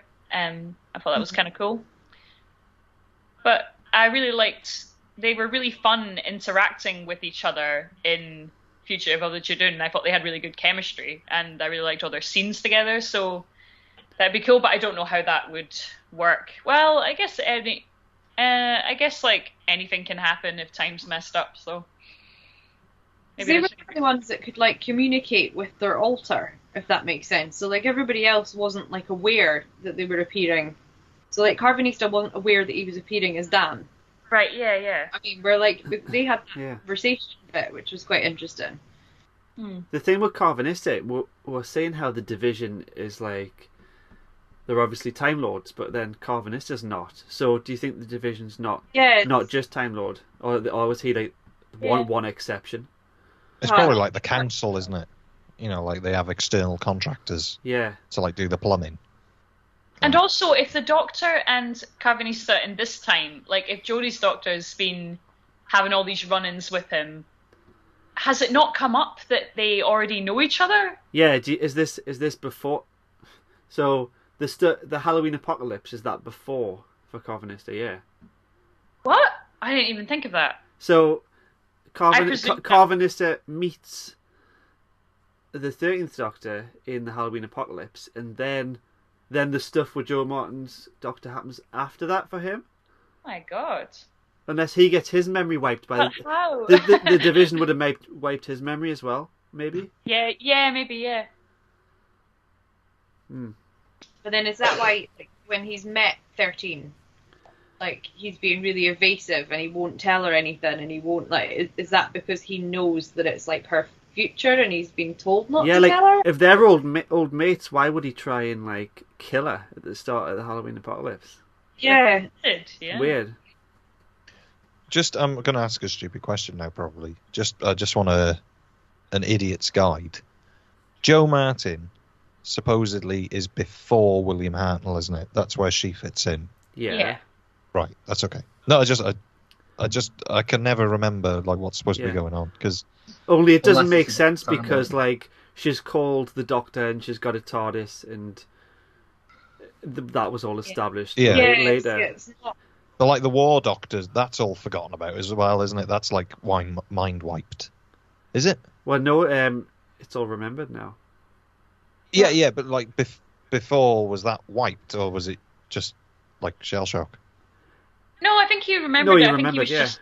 Oh, right, okay. Yeah. He just didn't like remember. His shame that put away the War Doctor, wasn't it? Right. But he still remembered being him. A bit of a backstory in for 9 that he was kind of like broken and damaged from what he'd experienced as 8 going into War Doctor. I mean, 7 destroyed Scarrow and all of the Thals that were supposedly on it, but that's okay. Yeah. The Thals had long gone though, because they had space travel and stuff at one point, didn't they? Oh, that's true. Yeah. Planet of the Alex, as we all know, is the best story of Classic Who ever. So yeah. I figured out, in School Reunion, when Sarah Jane says, "Oh, you've regenerated," and he says, "Oh, well, yeah, half a dozen times since we last met," and technically she met Davison in the 5 Doctors, and half a dozen after that includes John Hurt. So I'll take a little reference to him there. Oh, well spotted, Rob. Yeah. That's good. I mean, fair play. I don't know whether to clap or feel sorry. Yeah.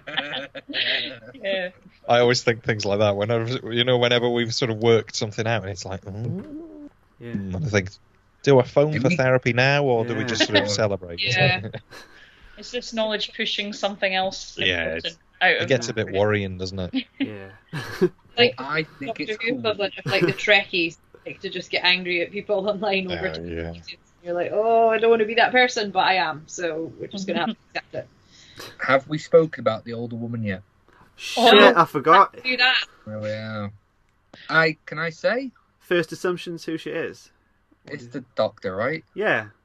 Yeah. No one else did anyone think that? I didn't. I hadn't even begun even speculating who it was. Like a future doctor, Yeah. Luke.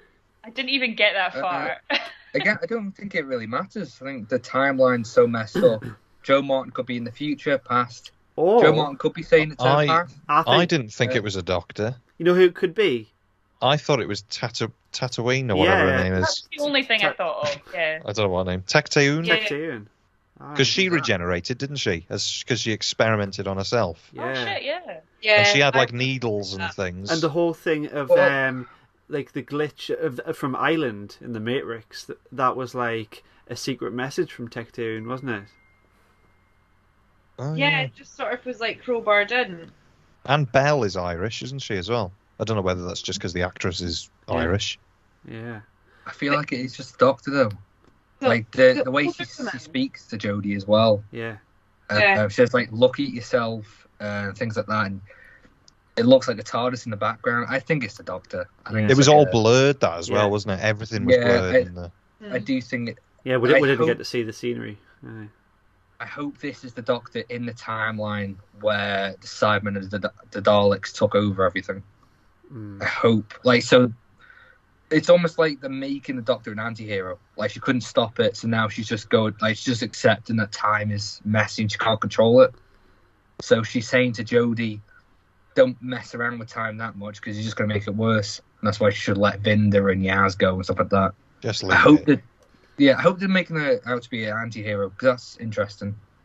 She seems to be doing something sciencey roundabout in the background, so I wonder if that would be whatever more she's like doing. Tecteun, no? Yeah, that's what I was thinking. Aye. That's what I instantly thought. Until you lot just said about the doctor, I didn't think that.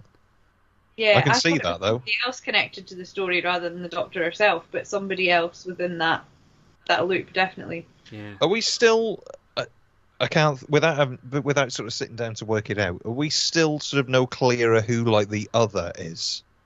Which other? You know, as in the sort of Doctor Who lore thing of sort of Rassilon and there's the other, isn't there? Omega and.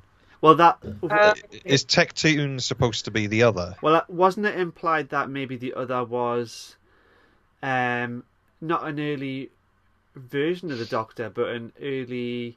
It's almost like the first Doctor was a reincarnation or reloomed from the other, or something like that. But maybe.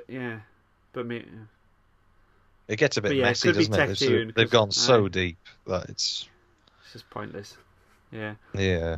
I just had a text off my wife saying I should just put my theory out there, because the thing with Vinda and Belle, because they've got a kid on the way, and we thought, you know, the Flux is kind of destroying time or whatever, but what if the kid's the timeless child?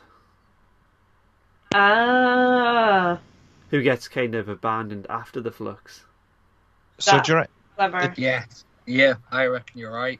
That's do you reckon clever. that? So is that kid? You remember in the Ascension of the Cybermen where we first get that Irish scene? Yeah. Do we don't know who that baby is, do we? That grows up that the Irish family take in. Are we supposed to take any notice of this Irish stuff? The baby. Well, yeah, because the Irish stuff was like camouflage for the real memory. So was the the baby was meant to be the timeless child, the little girl, who was right. Sorry, yeah. The Irish stuff made no sense though. Yeah. I was really confused me that. And also, I'm very slow with stuff like that. My wife pointed out that the stuff with Belle and Vinda, they're very doctorish qualities, because she's off Belle's off traveling, and they've got like good morals, selfless, things like that. Is it going to be another like Amy and Rory were the parents reveal? So it's going to be I don't think it should be, because like having the timeless child, it's finally brought the mystery back. It's like We once knew, like, we knew who the Doctor was when he was a kid, where he went to school, and all this crap. Now it's a complete mystery. If they like answer it now in Flux, it's back to no one. I reckon you're right. I do. I think you're dead on. Yeah, that's what it's all about. I hadn't thought of it, but now you've said it, I can't. Yeah. I feel like Chibnall's going to have to answer it. He's not going to just leave it, and then it's going to move on to Russell. If it turns out that it's just like, and then they lived happily ever after with their baby when time was fixed, I'm going to be so pissed. Yeah. So, does anybody know what the Tamagotchi's got anything to do with it? Is it just sort of just a bit of tech for it to talk to? Just a thing, is it? Because like she needs to talk to the audience, and maybe that's like a little plot device. I think that, but I also think it was an excuse for her to say "we" without, but like pluralizing it without giving away until the end that she had a baby. But I think it's mostly so that. I think it was mostly so that she could narrate, It's like a future version of looking at a photo in your wallet. I think it's the same thing. That she's looking at Vinda instead. Yeah. And it's that plot point that she's not got like a companion, because normally the companions are there so the Doctor can talk science out loud, explain it to somebody. Yeah. I think it was just so that she had somebody to speak to. But bits of it almost sounded like a diary entry as well. So I'm like, does it like record what she's saying, like keeping it like a little captain's log job, or Captain Log Job?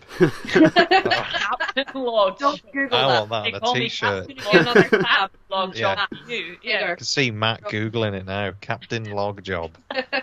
next to the fiendish feet. Yeah, fiendish feet. Captain Log Job. Please Google it, Matt. I just want to see what comes up. Okay, here we go. He doesn't care. I don't want to know. Captain Log Job. Do we get to see? Oh, good God. This is dangerous. This could go so south so quickly. It's pretty disappointing, actually. You got a safe search on? Hold on, let's go to images. Oh, God. Look at that. I think we've scrolled far enough now. Yeah. Wow. More disappointed with that, I'm not going to lie. Yeah. That could have been great. Reading the log, but sure. Yeah. Matt, we need another question. Right. Now, whilst you've been talking, I've been doing some pretty intense, like, homework here. Right. So, is it part of a multi-episode story? That I don't know if there's a yes or no answer to that. Right. I'm going to slowly scroll through, and you can tell me yes or no. I'll start up at the top. We're going to go through everything. Oh, Are you okay? But You've got you got another 15 questions. Yeah, you could ask. You could ask who the companion is. You could ask. Don't worry, I'm going to get there. Oh, okay. Right. Is Rose the primary companion in the episode? No. Is Martha the primary companion in the episode? Yes. Right. Right. Narrowed it down. That narrows it right down to here. I mean, I could just ask episode by episode, but there's no fun in that, is there? Just do it backwards. Right. Alright, let's blink. I reckon it's 42. Oh, God. Chibnall's finest. Did Chibnall write that? Is that the pub quiz one? 42? Yeah. Hey. Did Chibnall write that? Yeah. Yeah. Yeah. Yeah. I can't really think of another question other than, like, does it feature a Jadoon? Does it feature a weird witch monster? Like, is it a... Do you want me to answer these? Prequel? Go on, does it feature a Jadoon? No. I can't believe you had to think on that. But I guess if you ask if it features Jack, you eliminate 3. Don't say that in front of Luke, because you Oh, know I'm what's sorry, going to yeah. He's going to blow. Does it? Did Does you it say feature? Does it feature the Master? Yes. Right. Right. Now, the fact that you were like, oh, I don't know if it's part of a multi-part, I think it's Utopia. Because he's only in it right at the end. That's true. Are you asking? Is it Utopia? Yes. Hey! Right. So you got that in 1, 2, 3, 4, 5, 6, 7, 8, 9. You got that in 10. That was good. Nice. Yeah. In 10. Yeah. Like I say, whilst you were talking, I was really intently looking at that list of episodes. Whilst you're with us, Matt, can I just Hello. can I ask a question to everybody off topic Yeah. of Flux? When Russell takes over, question A: who do you think they'll cast, as in male, female, and what do you reckon they'll do, like story-wise? Do you reckon they'll carry on doing this sort of thing, or go do something different? I think story-wise, Russell's going to go back to something different. I can't see him running with this format straight away again. No, I think he'll do his own thing. Yeah. I think he'll revert to type. I think we'll kind of go back to what we had with him. But imagine, like, Tooth and Claw, but with a proper nice big budget. I think it's going to be a cross between what we have now and what we had. I don't think the production can be what it used to be. But I think the reaction to Chibnall's era also can't continue. He's going to have to change something, isn't he? Yeah. You'll want to keep it fresh. Yeah, Yeah, I think he he'll understands want to pick up like and how trail storytelling onward. adapts. Like I said on our pod, I think I'm not fanboying for RTD, but I think it's the best case scenario getting him back in. I think it brings back like a safe pair of hands, so you're going to win back, you know, the Not My Doctor crowds and all them. You know, since he left the show, his reputation has grown and grown and grown. And I'm not saying it's perfect, but I don't think there was a better solution to the problem. I think it's right in that I think people will see it as a safe move, or people that need to see it as a safe move. But also, I don't think he's going to play it safe writing-wise. I think No. So I think it's kind of, it is sort of the perfect scenario in that way. And he's Welsh. Yeah. Is different And that. Do you know what I mean? I feel like I'm so glad we know now, because it does kind of overshadow Flux a little bit, but it's like if I didn't know, I'd be worrying like, is this the end of Doctor Who after Flux? Yeah, absolutely. I genuinely thought it was. I had every 100%. I would have said they were going to rest it. I don't think anyone could have imagined Russell would be back. I didn't believe it when I read it. I thought it was a joke. I didn't know how much I wanted it till I'd read it. Like, I still think it was a really weird thing to happen. It's unbelievable. Yeah. Yeah. I kind of wish it didn't. I kind of wish they went. Just said, just give it to someone else. Yeah, It's gonna, I think in season 1 we're going to see a lot of stories on Earth again. And thank God, because we need characters back. I'm really missing characters, and we're going to get that. I'm excited for that for Russell, but I just don't know if every situation's they're taken care of when you just go back on yourself. Like going back, I don't see how it's going to help things. But it might be. I reckon it's going to be a soft reboot, a very, very soft reboot. Well, let's just clean the slate. Let's start again. They've already started filming, haven't they? Yeah, I think Flux is set. I think I'm sure he posted a photo of like the clapperboard thing of like day 1. This is a couple of weeks ago. So, and his job in his interview, his first job was to find the new Doctor. So that's already been done. That's going to come out soon, isn't it? Jodie has said, she's like, I know they've cast it, but I don't know who it is yet. Like, I haven't told Jodie, but she said. Yeah. Do you reckon we're going to have the traditional regeneration where it's literally going to be the Jodie Whittaker specials end and then the 60th anniversary kicks off like moments later, like in the same scene? Or do you think?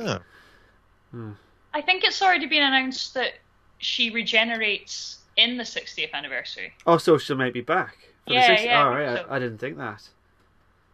Yeah, because is the 60th the third special? Oh, sorry, not the 60th. The Senator. Oh, right, which is one of the specials. Sorry, my bad. Yeah. Aren't they rolling that into it though? I'm whether I've read that wrong. I might have just made that up. I don't know. Also, but now I'm starting to. But Rob, did you mean the next series, that the RTD series will start with the 60th? Yes. So I was thinking after the Jodie Whittaker specials that we're going to get after Flux. Aye. I wonder if yeah. I wonder if those are going to end and then will Russell's follow on directly like every other Doctor year does. It was. Yeah. We still got another series of Whittaker. Yeah, I forgot about that. So we got the rest of this to go, and then we got the 3 next year, and then it's Russell, isn't it? One might be like New Year's Day. It might be like really, really soon. I'm sure it's New Year's Day, Easter and then Centenary, isn't it? And then we've got a year to wait. Yeah. But I was reading the thing that, because obviously his production, Bad Wolf Productions, whatever it's called, are co-producing this. And then near enough as soon as that was announced, they got bought out by Sony. Yeah. So the budget is going to be big. I wonder if they'll have like more creative control. I don't know how much the BBC meddles at the minute. I'm sure BBC Studios, they're having nothing to do with it now, are they? Yeah, pretty much. I think they're saying we've relinquished everything, pretty much. Yeah. Other than like the sort of copyright money. I'm sure I even read something somewhere that they're not even allowed the props. Like, if big Bad Wolf are taking it over, they have to have everything made for themselves. Like, they're not allowed to use the BBC props because they're owned by the BBC. Wow. I wonder if this will affect like Big Finish's license because they do all the new series stuff now. I wonder if like that'll stop. It's all sounds to me like a very soft reboot. Like they're they just going love to have stories. their own props, their own stories, everything. I hope so. It needs it. It needs to kick up the ass. Come on. What do you think they'll do casting wise then? Oh. Do you reckon they'll stay with a woman, or do you reckon they'll switch back? I reckon. I think that they've trapped themselves.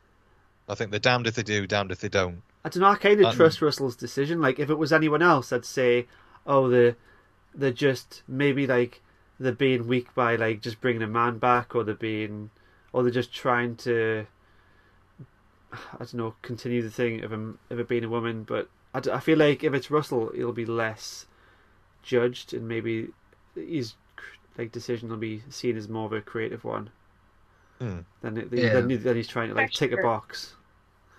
Yeah, I think that. I mean, I think like Russell's creative decision is reliable, but also I think if they cast, I think because Chibnall Zero has been so divisive, I think if they cast a man after this, that I don't know. I think that could have some bad connotations casting the woman didn't work, and obviously didn't work. And obviously like a lot of like most of us that are like not nutters will not think like that, but I think it would sort of be a weirdly dangerous move. I don't think they'll cast a man. I feel like we need like more different types of women, because Jodie's she's got her own kind of quirks and she's very particular. She doesn't like represent women, you know what I mean? Yeah. So it's not like, oh, we did it. Yeah, and plus like I've got 2 daughters, so I'm always kind of like wanting like how maybe getting like better female Marvel characters now than we used to, and if I'd always push for like getting another female Doctor. Yeah, I think it will be either either a woman or if it's not, it won't be someone white. I think that's what we'll do. Yeah, Well, that's the other thing. Yeah. Mm. Well, they've already done that now, haven't they? So they've sort of Sure. Yeah. they've got, but I don't mean in that as a sort of they don't have to do it. It's sort of that door is open now. Yeah. So they've unlocked everything. So you can have a man, you can have a white man, a black man, you can have a white female, black female. Maybe a It's dog. sort of- Maybe Carvanisto was one. The doctor. Aye. Listen, Wow. RTD said it could be an animal. Yeah. I'll die on this hill. He said it. What if it's Russell? He said it a year ago. What if He's it's just cast Russell? himself. Yeah. Like, What if it's wrong? If it's Nicholas Briggs, I'll. Don't- I think the biggest swerve, I think it's Christopher Eccleston. No way. He'd never come back. I think it was After all just a that's PR been stunt. said, Can you imagine if it was just a curveball? and he just calls it in just for the paycheck. He's For not 20 interested. years. Yeah. Yeah. oh my I god. suppose it's not BBC anymore, so yeah, maybe he would. Yeah. He's already. Did you see the Comic-Con? He's done a lot of panels recently. I think Where you he mentioned just this. He completely. I think Matt said about the latest one. Yeah. He just outs. He's like Russell, Yeah. Judy Gardner, da da da. Mm. Da, da, da, and he's just like, they're all bastards, and What- I am never Yeah. working with these people ever Good again. on him. But yeah, what if we had like Well, Barrowman in Eccleston for a series? Oh God! What Yeah. do you think they'll do about it? Complete the hat trick. No Clark. Get him back. Well, did you know that? Oh, he's gone. Luke has actually left. Oh my god. Did you know there was going to be like a comic or a graphic novel that got cancelled, and it was like a Torchwood or a Captain Jack Yeah. one, but it was meant to tie in with episode 2 of Flux. Oh, really? Yeah, so Oh, really? people think Jack was meant to be in it because he kind of like just disappeared. I thought. At But some it point- seems too weird to Yeah. stick him in like one Yeah. episode and then just leave it. Yeah, I still 100% that it's just he's Vinder. He's just a replacement. Yeah. I think he must be because he sort of appeared out of nowhere in like he was on some sort of a temple-y ship thing. Was that in something? Vinder was. No, as in Jack at the end. Oh of, right, yeah.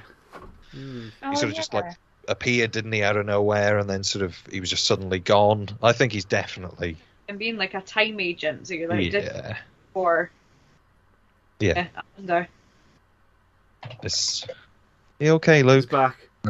Someone's gonna get sad. So Did you just walk outside and scream Barrowman?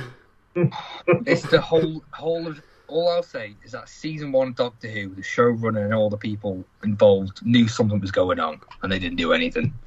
I hate that whole first season. I can't stand it because something's going on. We've discussed Barman knew this. it. Eccleston knew it. Russell definitely knew something was going on. Didn't do anything. Are you reading Christopher Eccleston's recent quotes?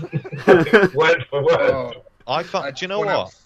I'm surprised that more attention hasn't been brought to Russell know. for this. And that's what I really, really can't. I was going to say it in the next podcast, like You know, Russell coming back.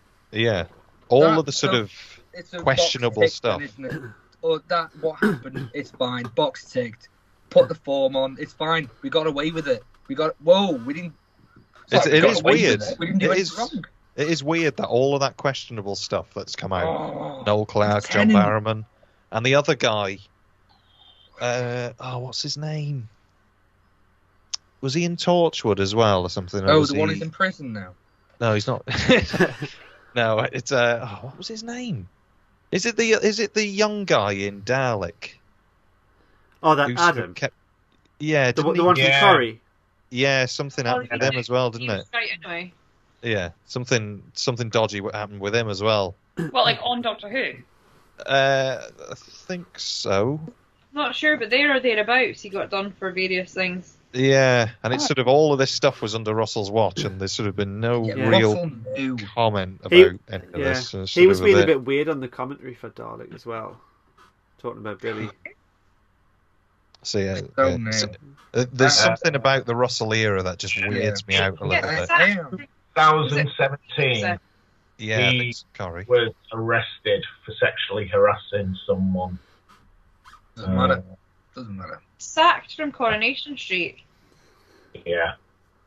I think Doesn't matter. I think it's Bring him back. Make him showrunner again. Good idea.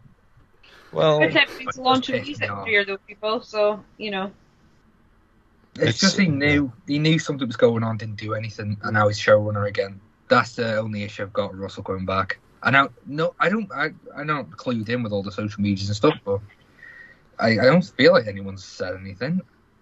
Surely something. I don't know. It's uncomfortable. It's uncomfortable. There we are. So Flux. The Flux. So Flux. Let's keep an eye out. What does everybody think of Azure and Swarm then, as they sort of develop? They look cool. They're menacing. I like that we got mysterious. Swarm, like, pre-regeneration Swarm. Because it's a different actor as well, isn't it? Is it? Yeah. Yeah, he's great. Pretty cool. In this one, Chandra. I like that they just pure killed those passengers. Didn't give a fuck. Yeah. Here we go. Swarm, crystals, right? On his head. Aye. Yeah. TARDIS, crystals. Sonic screwdriver, crystals. You think he is the TARDIS? I don't know. So it's something. Crystals. Maybe they just like crystals. I don't know. Don't know. Something to say though, isn't it? Right, but you never know. Could be something. Might not be. I think they're a good villain. Probably. I think they're a good villain, but they're a little bit sort of the same as Tim Shaw, where they're just sort of But more interesting, a person, you know. And we don't really know what they want. He just wants to rule in hell. I guess. I was wondering about that one because I'm like, is that not quite a religious thing that we're getting into, like a hell, or I quite like that. Yeah. I do like his delivery. I think the delivery of everything he says is great. The first actor came back, didn't he? Say again, sorry? This is the other actor that we saw before he regenerated. Yeah, so that's there's a bit of him as well. Yeah. Great. They are so great. that's Atropos before he gets captured, isn't it? As in before the division get him. So he was Yeah. Did they not call him like old Swarm in the credits? I think. In the first right. Oh, did they? He was just registered as Old Swarm. Shouldn't he be He's like great Young as well. Swarm? Yeah, the other one's just Swarm, but I don't understand. They referred to him as Old Swarm in the credits, and I don't know where that fits in with whether he's like before or after or what's going on. I kind of He presume certainly that looks like, older. Like he looks more haggard. Yeah. Or he goes all like sparkly and crystally. So Are they personifying time now? It's like a battle between time and space. It's like time's some real entity that's battling things now. yeah, it seems to be a bit sentient now, doesn't it? Yeah. Yeah.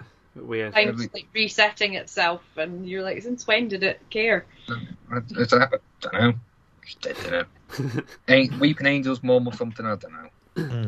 I was a bit surprised at the end of this that they kind of, like, after they fixed everything, they kind of just then, so they showed Dan that clip of Diane. Oh, yeah. Forgot about her. But then they just kind of fucked off. They were like, done. They were like, we want to reign in hell. Bye. And I was like, all right. So... And we saw Diane, she was just in that quarry in the puddle when she went through a door, and then now she's a hologram, and that's another one of these bits that pissed me off for this episode, because I'm like, yeah, okay, you've still sort of crowbarred her into this episode, like, I'm still here, I'm still a plotline, but it didn't follow anything up from where we started with her. If, like, she was Dan's date, and then she went through a door, and then she was in the quarry in the puddle with swarm things, and then she just sort of appeared in this one just as a sort of, don't forget, she's a thing. I don't know why it wasn't written in the way, each episode focuses on one character, so maybe one's Dan, and Dan's episode explores Dan's past, explores her, maybe some iffy timeline stuff of when, like maybe we see a hologram in that episode. Yeah. Just something that references the whole series. and you get this on torrents. So you've got everything, but it's Dan's episode. That Yeah. could have been episode 1, and then from there we can focus on Vinder and his relationship, and then slowly these guys can like all merge into one. But that would have been good. It's Yeah. like it's just that's a throwing really at the good ball. way of doing it.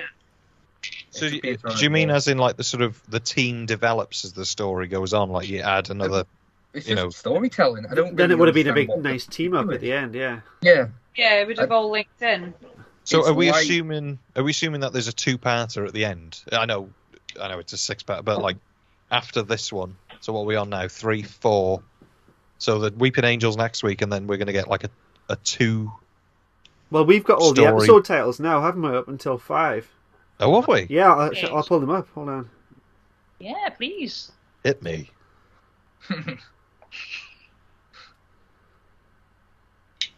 To just get as close to the mic as possible at all times. Pop, pop. Pop, pop, pop. Do you do like plosive tests before you start? No. Yeah. Nah. We run through so much crap that if anything gets past it, it can stay in.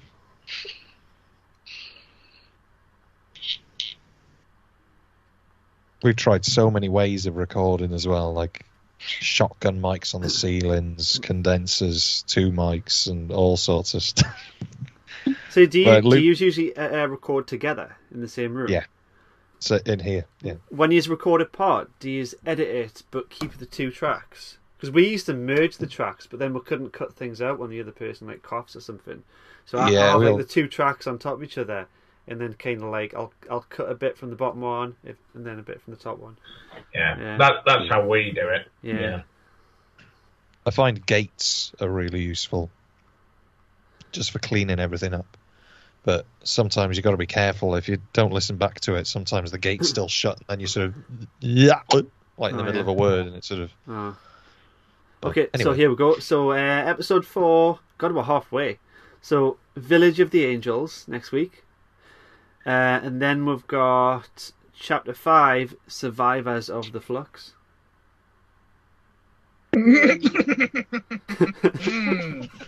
Oh, Dun, Christ. dun, dun, That dun. That now. What's the last one? Doesn't say. See, that's making me think that's maybe going to go back and do more of like Belle and Vinder's thing, like surviving the flux that they're running about. Yeah, Amongst people. I So think so too. Get more of their story, like people oh yeah, living so in Dalek sectors. we've definitely got new. It says here New Year special, Easter special. Maybe that's confirmed. And then it says the centenary special working title. Like, when would that even be a title? Weird. I've it says stuff. Perhaps they're going to go back in time and sack Barrowman before he joined the TARDIS team. Whoa. I've read a spoiler. Whoa. Uh-oh. Uh-oh. I don't want to hear it. I do. I don't give a I shit. don't. Why don't I just hold it up to the screen? You can look away if you don't want to. Oh, Luke's going to look. He's going to pretend that he Not gonna, doesn't I look. really don't Luke's like gonna spoilers. look. Wait, you have one. What's that a spoiler for? The 3rd special. It better be Okay. worth it. It's I don't think Okay. it's worth it. Okay, I'll put it up to the screen now. So, I'm not gonna look. Oh! God. Okay, wait. I just want to look now. What? Yeah, saying what? What was it? Oh, I missed it. Hold it up again. okay, hold on. Barrowman. No. Barrowman. Hold on. There we go. Oh. Someone's back. What? Oh no! I cannot read it. What? Someone tell me. Should I just say it? I'll phone you later, Bear. Wait, why can't we say it out loud? I don't know. Can we say it out loud? Well, spoiler warning in 5, 4, 3. It's already 2, been on 1. the damn screen. You can turn away.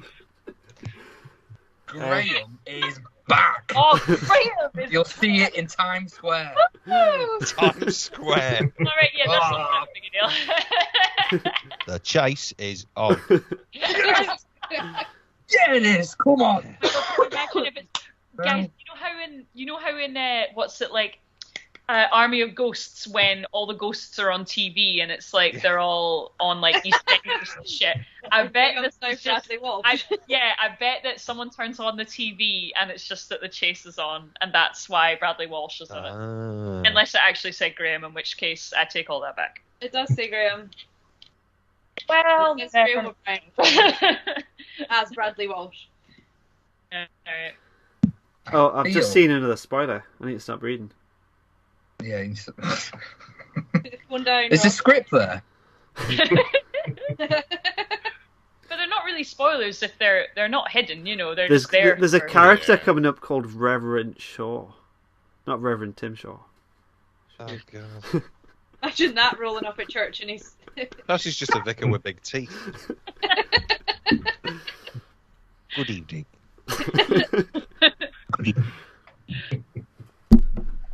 I feel like Flux would have been better told if it was 4 episodes. That, and it was told more like the episode Turn Left. Yeah. Where It was like That's a what spoiler. Shona said, wasn't it? Was it you, Shona? Oh, yeah. that said that? Yeah, but I did think that this one was more like in. Is it Silence in the Library of Force of the Dead, where Donna's in that imaginary world where she has kids and stuff? yeah, Like, and everything's jumping especially and with it doesn't quite make yeah. sense. And time keeps like, jumping. exactly, And- yeah. And I quite liked those bits of it. Like especially like Dan's bit and stuff. Do you know what's annoying though? I feel like with Dan and Vinder, right, we got like quite nice sort of chunks of their backstory, or we learned more about them. And this would have been a perfect time to do that for Yaz, who I never feel like we get enough of that with. And we got fuck all. She was just playing her video game and sitting in her police car. So, but I mean, maybe this Angel episode is going to be quite specific to her, so maybe we'll get more, but that just seems so unfair. She does always feel a little bit sidelined. Yeah. It's not. It doesn't even seem sort of intentional. It's sort of like, oh god, we forgot. It always feels that sort of way that she's always there and she's always like right at the front, but they always think, right, well, we'll write this bit for the Doctor, and then Dan can come in. Done. Do you remember Oh shit! family? Rose's family, and even Donna's family, like they all had moments where they were by themselves with the Doctor or just another character besides that companion, and it was always used as a device or vehicle just to explore more about that character and their past, and that's completely gone. Yaz has only mentioned it in the series of Flux, mentioned the family once. You spotted it, Harold, didn't you, when we watched it? Yeah, because I think last week I said that we haven't had a mention of Yaz's family since Series 11. Yeah. But she did say it in War of the Sontarans, where the Doctor explains, I think, about the Earth being destroyed. Oh, and just my family's down there. And she said, yeah. And Are they Yaz? Yeah. No. But that's Didn't do that. anything about it though. No. It's funny you say that, because I've just finished Series 11, and I was saying to Rob before we started recording, me and David could only work out possibly one, and we weren't even certain, instance where Yaz speaks to Graham. Yeah, they never speak. Oh, wow. Yaz always talks to Ryan, going, oh, do you remember when we were at school? And then Graham always talks to Ryan, going, oh, do you remember your nan? And this, that, and the other. They never... She's dead. Yeah. They only communicate through their mutual friend, Ryan. It might finally happen weird. in the Centenary special. There is more. Do you reckon she just fancied Graham, so she was always a bit nervous? Yeah, So that's what I'm thinking. just tell Graham that. Yeah. Again, I'm not going to spoil this for Matt, but did they not have another nice little conversation somewhere? They do in Series 12. Yeah, in Series 12 is why I'm saying I don't want to spoil it for Matt, but I'm sure in Series 12 they do have a lovely scene that's come to mind. There might be more than one before that, but maybe. Series 12 is a lot stronger than Series 11. For me, I'd say. Oh, there was a really nice scene, actually, in Revolution of the Daleks. that might be the one I'm thinking of, Yeah. when they're like sitting on the steps. Oh, no, that's it's back in the Timeless. TARDIS when he says some. Oh, maybe it is on the steps. Yeah, but yeah. I think that's Timeless Children. Right. Okay. Mm-hmm. But they probably have one in Revolution of the Daleks as well. You don't need to watch it, Matt. We'll We'll fill get you there in. eventually. There is more One content day. with the two of them. Put it that way. Yeah.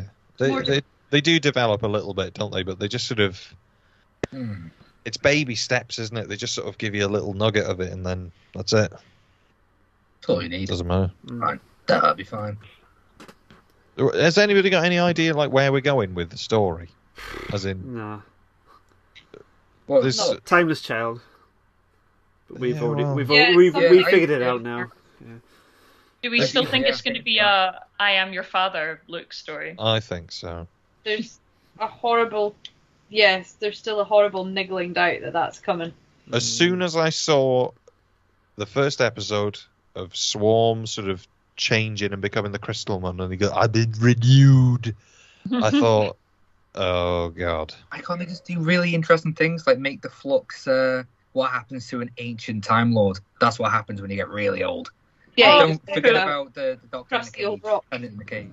Hmm. But that's what's going to happen. Your mind gets corrupted by time itself, and you get these crystals coming out your head. That's Yeah, awful. yeah. Well, it doesn't make any sense. I like that he's always got a blocked nose as well because of the mask. Yeah. Everything he says, I've been renewed. It's like he just can't breathe. I don't think he's getting more camp as it goes on as well. Oh, yeah. No, I like Yeah, that though. Yeah, I love it. Enjoying Yeah. it. I think it's Great. really good. It's starting to remind me of like Alan Cumming doing in the Witchfinders. It's just Yeah.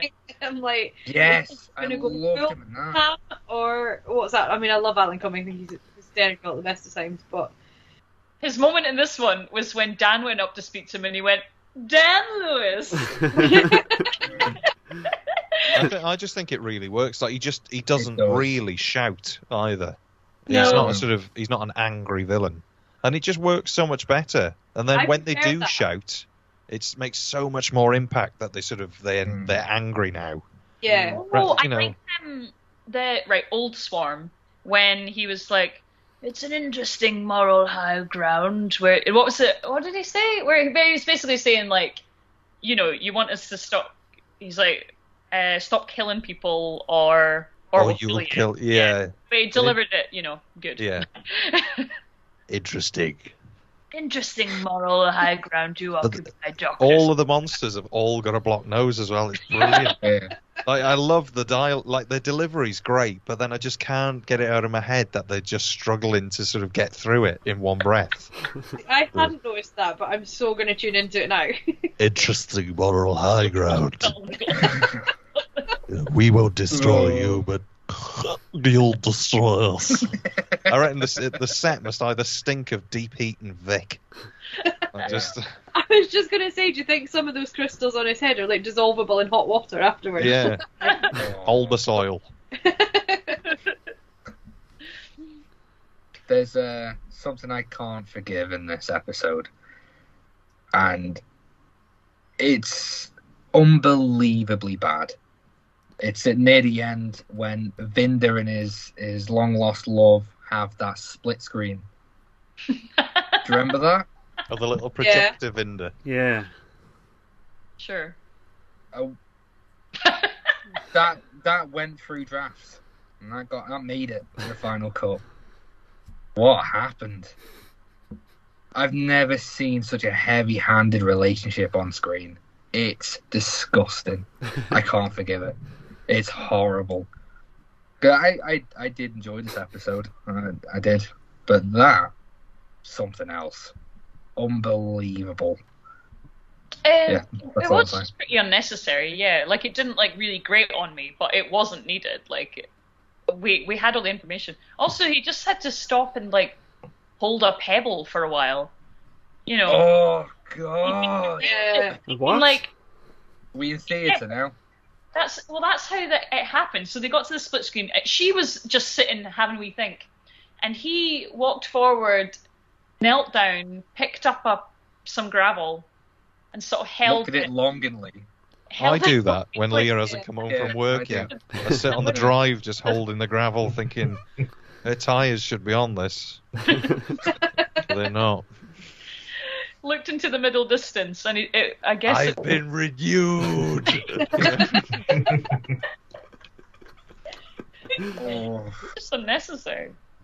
thanks for going through that scene, because I don't want to watch it again. No, It, sorry.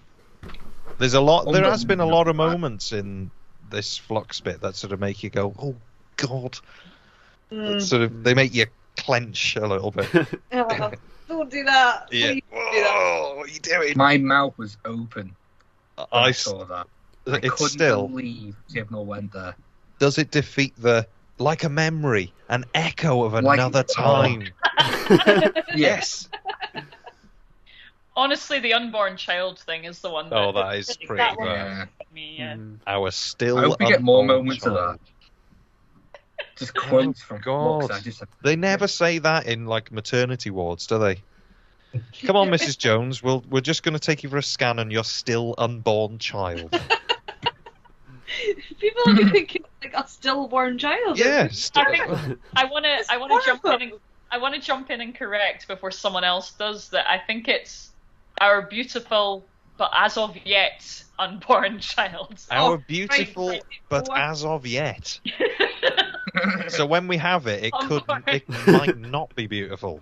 It might look, yeah, beautiful, but as of yet unborn. So when it's born, it's ugly. Confirmed. Yeah. It's lovely on that sort of 3D hideous scan thing, but when it's born, it ain't a looker. Maybe the Tamagotchi is a link to the baby. Oh, Could be. That's a communication device or something. Ultrasound. A little baby monitor. Yeah. when we It's watched like it, we Their we attempt both- to Christmas toy this year, just like a shit Tamagotchi. both looked at each other when it came on the screen, and we just went, "Tamagotchi." Yeah. Oh, dead. Probably get that on Wish. Yeah, probably it is. Yeah, I probably wish as well. I'm trying to think if there's anything else really. Probably something important. I mean, do we want to do the actual ending? Oh yeah, Like that's the probably very a good. Yeah. final cliffhanger one while we're around? Are you still there, Matt? Or do you need to go hide? It's all right. I literally have no idea what you're talking about. Like, I don't always mute when I say I'm muting, and then you're just like, oh, there's this and that. To be fair, it is so disconjoined that it just. We don't even know what's going on. No, yeah. Yeah. Like after you've Exactly. watched it, you will be no further forward with any of this. So 4 episodes in. Good job. Yeah. I hate it. Like you're saying, do talking about the apologise. end. I don't even know what you're talking about. I'm just gonna have to run for a wee because I got a bladder like a thimble. So Yeah. Maybe, enough. do you think we should start putting like a little interval where we're That's going to all okay. like run off to the toilets? Yeah. Yeah. 2.5 hours in, let's have a break. Do you know what? I'll go to the toilet while Harry's going to the I'm going to toilet. freak everybody out now and just be like, and now we've reached that point in the evening when we'll have an interval. And everyone will be like, Yeah. fuck. Everyone's like, should we just go to the loo? I'm thinking I want to go to bed. What, Yeah. we're working 6 hours. Yeah, same. Yeah. But yeah, I feel like we should talk end scene and then we might have an end point. Yeah. What? I don't know what the end scene was. I thought we'd covered it. No, I don't either. Did It's just more horrendous. happen? Was there a Just cliffhanger? to- Oh, no. Oh, I know Yeah, what you're talking about. Yeah, the Yeah. thing. Yeah. Brother. We're back in the TARDIS. Yeah. And That bit. yeah. We'll wait until they get back. Yeah, I feel like we should, but I don't know what we're going to do to kill time. I mean, do we want to review some other stationery or some other household items? Stationery, yeah. What's anybody got to hand? I haven't got WD-40. I've got Mr. Muscle. Oh, excellent. I've Yeah. got some of that Oh, in wow. there. Yeah. Bring it in. What's that? Right, it's just all about aerosols this week. Oh, wait. Look. I've got the regular size. Oh. Why do you guys all have this in, like, It's just a man thing, yeah. not in a... Yeah, just fragile masculinity. We all compare the size of our WD-40. Oh my god. There We he don't is. have this. You feel better now? He's not listening. Everybody happy? Oh, you all look like you're having way too much fun. you were all sort of laughing and smiling whilst I was gone, and now you Yeah. walked in. Rob's just like that with a... I'm back. Yeah. Yeah, well, we thought we'd kill time rather than discussing bits of. Got like So we just Mr. figured Muscle. find other household animals Wow. to compare. It's my masculinity right there. What else have I got? I've got a really big roll of steel wool in the cupboard, which I think is really cool. Oh, you're talking my language there. Cool. Gonna block some holes so a little mouse can't get into my flat. It's gonna be pretty good. I've got another variation of Oh, WD-40. that's the This strong is, man's WD-40. WD-40 Contact Cleaner. It's like limited edition collectors. Honestly, I would just say, if anybody's got any scratchy guitar pots, or, if your rototoms don't really rotate at the nicest sort of angle for the pitch to raise and lower, bit of contact cleaner. Okay. Does the job lovely. They'll be renewed. The problem is that I've sort of figured out that I can say renewed like that. So it's just going to happen all the time now. Next time you need to renew like an insurance policy or something. Yes. Thank you for choosing Go Compare. You've been renewed. I just put the phone down. I'd love that. That'll be a Big Finish spin-off. Swarm joins, Green Churchill. Barrowman. Yeah. Churchill. Oh, God. Yeah. Sheila's Wheels meets... Oh, what happened to them? Are they still a thing? They probably just didn't Keep pay on for some not. terrible accident and they've gone under. Didn't do. Also, we're going to talk about the ending. I forgot. We can top at the ending now. Everybody's bladders have been renewed. Oh, God. Honestly, I thought I was going to die. We're just saying Feel it in my back. next week we're going to have a toilet break thing come on the screen. Oh, We'll have a little brilliant. interval. Oh, that's nice. So the motives of the thing that arrives in the TARDIS, and Yeah.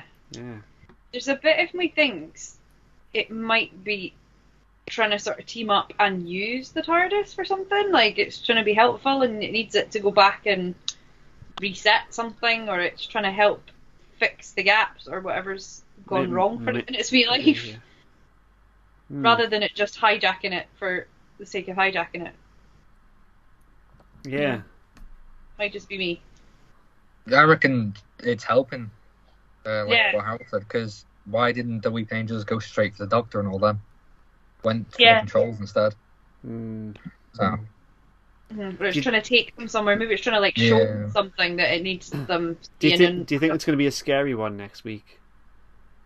I hope so. No. I like a wee scary one, but I don't know if it will. Velcro your remote down next week, Shona. Yeah. Yeah. Just in case. I think Yeah. I don't know whether Doctor Who has sort of worked out how to do scary properly. I think it comes close, Yeah. but it's sort of as if it almost chickens out, thinking we can't really. we can't can't get away do with it. Yeah, in But- case we get the because- complaints. I think they could really just go half an hour later broadcast time, or just say like 7 o'clock. It's really dangerously early now. It's like Yeah, it's a bit proper tea time crap now, isn't it? like CBBC's just finishing. And Yeah. the first thing on is Doctor Who. It feels a bit sort of. I remember our conversation, Harold, about making the show at 12. And then afterwards, I realised how tired I was, and the show is actually at 12. You can get away with a lot in a 12. So it must just be the broadcasting times I that think, restrict it. and I think the music's got a lot to do with it. I know it's just one of those things that I say just because it's. I was going to it's say me. you probably noticed the music this week, but I cannot remember a piece of music from this week's episode. It wasn't as sort of heavy as the War of the Sontarans one, Oh, thank God. but he just sort of. He misses so many opportunities, like personally. Like when I listen to it, I just think, God, I would have done this thing there, and it just, oh God, just the bigness. That's what it's missing, I think. Like the story's quite big, and he has occasional things like the Sontaran thing, that da da da da thing, but I just think it just needs balls. I don't know. It just needs some thickness. It hasn't got that. And he's sort of everything. I think, it goes in tandem with the lack of establishing shots. I think we got some in this episode. We got 2, I think.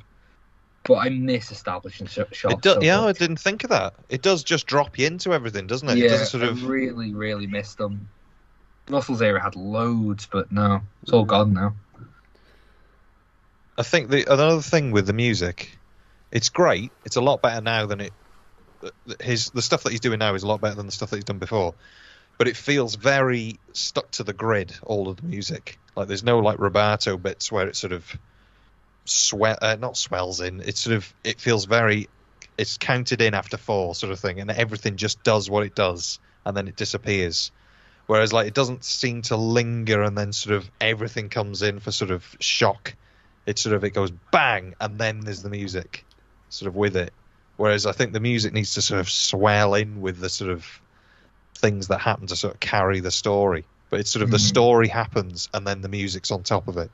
I think that's the problem with the whole of the era. Just all disconnected. Nothing, none of the like cinematography or music or acting. It all just seemed disconnected. Like they were all trying to tell a different story, but the script is the script, so they have to just read that. I don't know. You never know what emotion to feel either. I find it was so easy in Russell's era because a big one was the music. That was key. You knew what emotion you should be feeling in that, and I just feel like that's gone as well. See, some people hate that. Some people hate being told what to feel. Like we don't need Murray to sort of.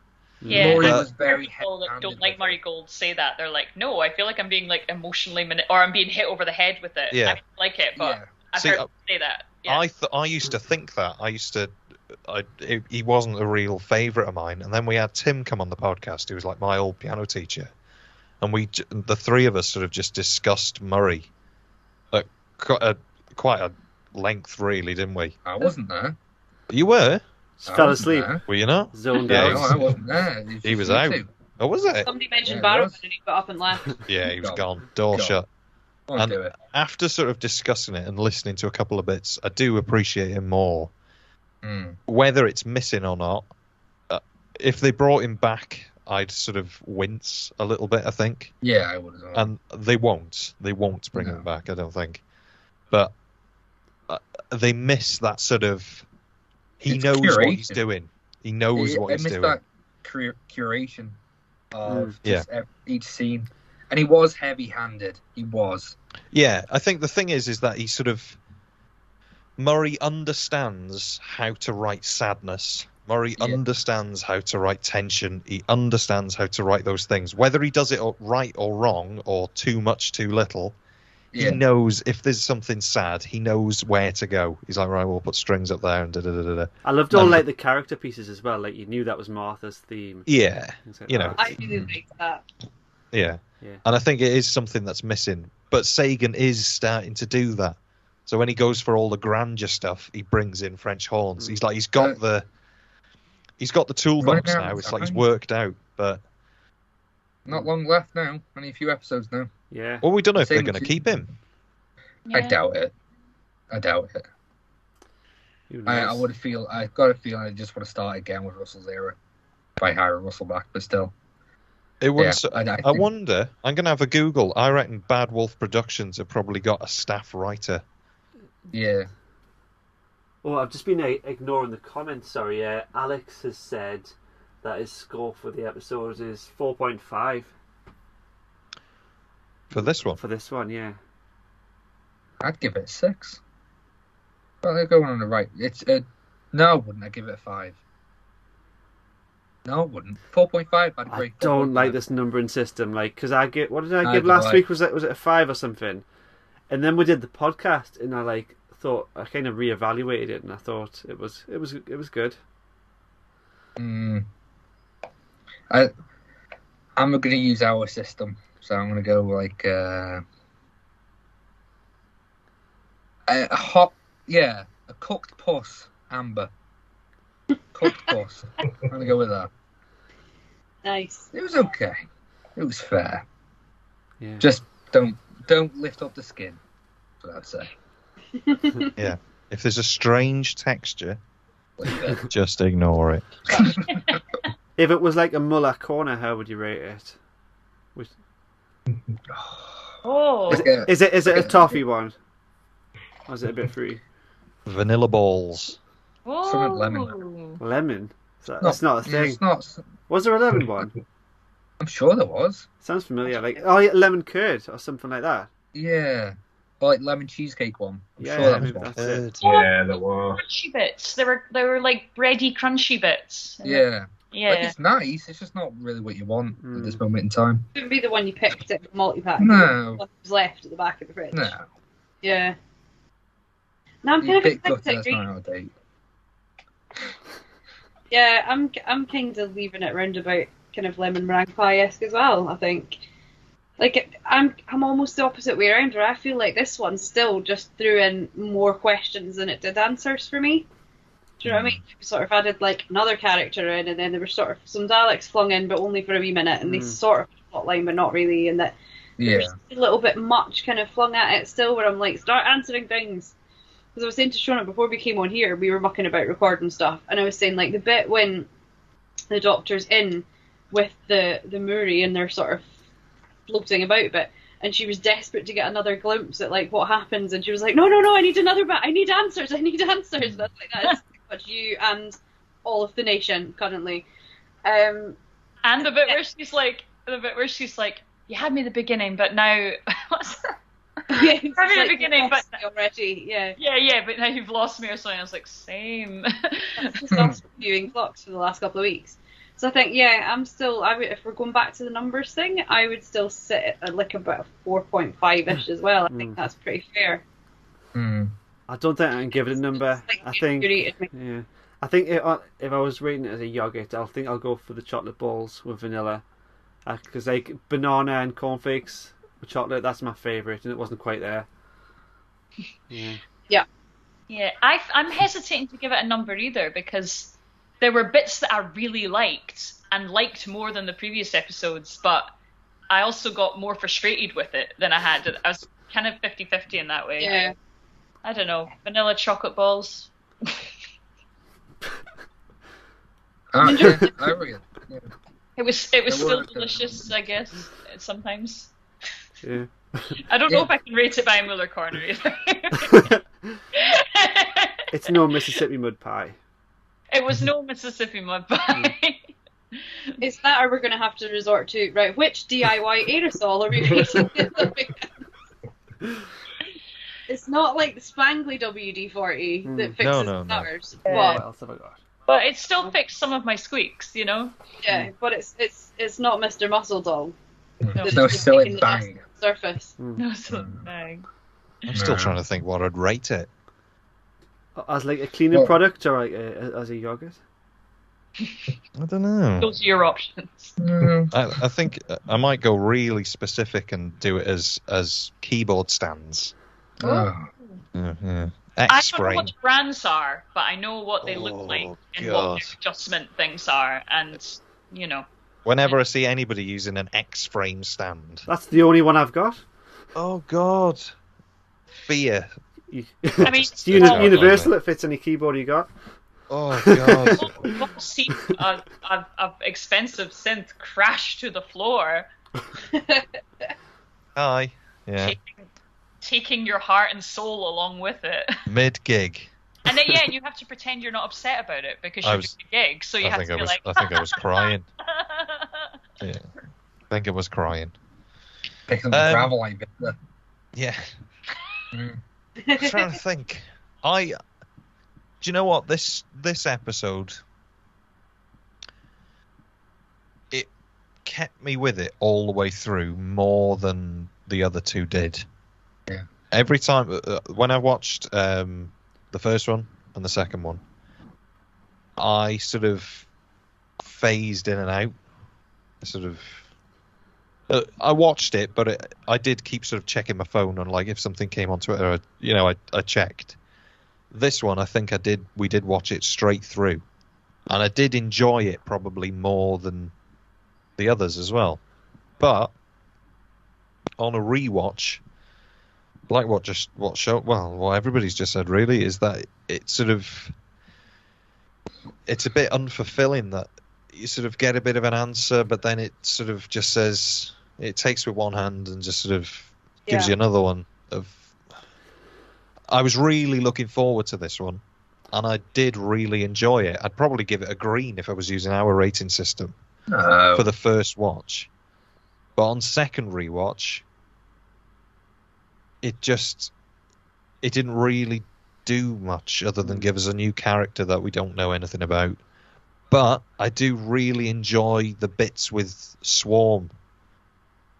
As much as I disliked him at first and thought it was just a bit of a cheap villain it doesn't really do anything. He just looks like a grape. It's just yeah, I did enjoy it. I do like those bits, and I find that bit really interesting. When Jo Martin appeared, I did put my foot through the screen because her delivery reminds me of David Tennant in that sort of confident, come and get me sort of way, and I can't handle that. But no, it's just, there's a publicity shot of a sort of like putting a tongue in front of her teeth with a mouth closed, like in front of her lips, with a sort of come and get me hand thing.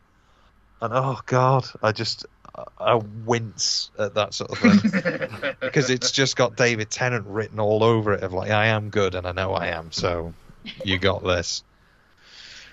So I probably can I go on. It was much more focused on the immediate plot. We weren't bothering around with. But was it though? Because we didn't get an answer to it. No, but it's more focused on it. It did feel like this should have been episode 1. Yeah, it really should have been. Obviously, it needs to be messed around with a bit to make it fit for episode 1, but it just should have been. I just like how we got scenes that mean something now. That is completely gone in the first 2 episodes. And there was no jokes in this one, was there? I don't think. Superstars Newry. Yeah. Oh god, they look bad. But whatever. Yeah, I really liked how, although it's strange because it was jumping around so much. You think it wouldn't be coherent, but it was at least something you can grab a hold of and watch, and it was enjoyable. That's what I like. I've seen a lot of people say about this story that it was more unfollowable than all of the others. Like people were more lost by this. Like but it's rooted in characters. At least that was the ground level. Before this, we had throwaway story with no one there to catch it. No, it was just stories thrown out of all the first 2 episodes. Now we've got something at least. We've got Dan. He actually has a past. Whoa! I thought Dan was just an absolute godsend. So that's nice. He's just a pope, isn't he? He's just the pope. Well, not anymore. No, not anymore. Well, my go-to has sort of been asking piano students who were sort of at the right age to sort of enjoy it. Yeah. And quite a few of them have sort of just, they don't want to watch anymore because it hasn't got Daleks. I know they're not going to use Daleks all the time, but do you know what I mean? It's sort of, it's not doing Doctor Who things that kids sort of want. Yeah. You know, I mean, it is doing it. I'm not saying that it's just not being Doctor Who, because it is. It's doing timey stuff, and you know, it's like Doctor Who's equivalent of like Blue Balls or something. Now you got your Cyberman episode. No, you don't. It's all right. Have your great. Yeah. It's just teasing. That's the problem. It's constant. This is the problem. Yeah, this is the thing that I'm having with the whole Flux storyline is the teasing. It sort of stops sort of dangling the juicy carrot of Time Lord knowledge. You know, just give us something, please. Yeah. At least let us know what Swarm wants, other than to reign in hell. It's it's even when it gives us an answer, it's vague. It's still very sort of. At least we know it's murky. bad, because last week I was thinking, could he potentially be good? We don't know what his motives are. Yeah. Or working towards something half decent, but no. I hope he's bad. I hope, and I think he will be. I hope the Weeping Angel turns out to be good. They've established themselves as bad. Yeah. It's I think he's a great. I think they're a great villain. Probably him more than her because she just sort of follows him around. Really, I think he is the lead, and she's the sort of sister that agrees. Maybe so. I think that's a bit of a bad decision, really. To sort of, it would have been interesting maybe to see it the other way around, of her being the lead and he's just sort of the. I don't know. The camp brother. That they kind of needed to, like they needed each other. Yeah. Like one had one function and one had another. Sure. Yeah. And that they were more of a partnership. Because I know what you mean. She does just sort of turn up and go, I have a magic thing too, and you're like, yeah. Right, love, when you go, good job. I'd just like to know what they do. What like when they absorb people, or just what they are. Just something. Yeah. I don't really care about the Flux. I don't want to know. I don't care as much about the Division at the minute. I just think we've seen enough of Azure and Swarm now for it to sort of... Maybe we should just start not tying their story up, but at least know what their goal is and who they are, and let that play out at the end. Yeah. I just think it's just going to be a lot of... I don't know. There's going to be a big info dump soon, I think. And just sort of, here's all this information. Deal with that by next week. My worry is that they dump it all in one episode and then nobody can keep up with it. And episode 6. Or times to go, wait, what? Because there's suddenly going to be an episode with so much that you're like... Yeah. I think they have to do a 2-part ending. You know, that sort of... Yeah, they will. One sort of solid bit of story. Yeah, I think so. 100% they're going to do a War of the Sontarans with the Weeping Angels next week. It's just going to be a Weeping Angel story, I think. I hope so, yeah. But then again, if they put the brakes on now, it's sort of... They lose that momentum again. It's like putting a ballad after, a 2 and 3. It should have been episode 1, and the breaks could have been in episode 2, 3, 4, and then a two-parter at the end. I just think that's the way it should have gone, and it just hasn't. We've gone way too quick trying to introduce all these characters and all these scenarios, vaguely explaining them, and now it's just all a mess. It feels like a mess. It really does. I'd rather Chibnall just introduce all these characters straight away, so we at least know they exist. And now, because we got another character introduced in this one, another one. Well, how many are we going to get? We don't need any more. Well, what you've got and give them a backbone. We recorded our War of the Sontarans one, and it came out today, and we said on that, if we didn't enjoy this story, this episode, or if we had lots of negative stuff to say, we weren't going to carry on reviewing Flux. We were just going to wait until it's over and just do a season wrap up, because we were just going to be... It's just people are just going to be listening to us being negative, and there's no point in that, because... So what are you going to do? Are you going to follow it through? I enjoyed this one enough, I think, to sort of warrant doing it. Yeah. Yeah, I'd agree. It's on the verge, but I think this is the last time. Cause I may as well finish it by then, because like you only have 2 left. That's what I mean. I think it would have been, if we didn't enjoy this one, it would have been all right, because there's sort of enough left. But I think because we enjoyed this, we have to go to the end now. It's sort of and it did make me want to carry on watching.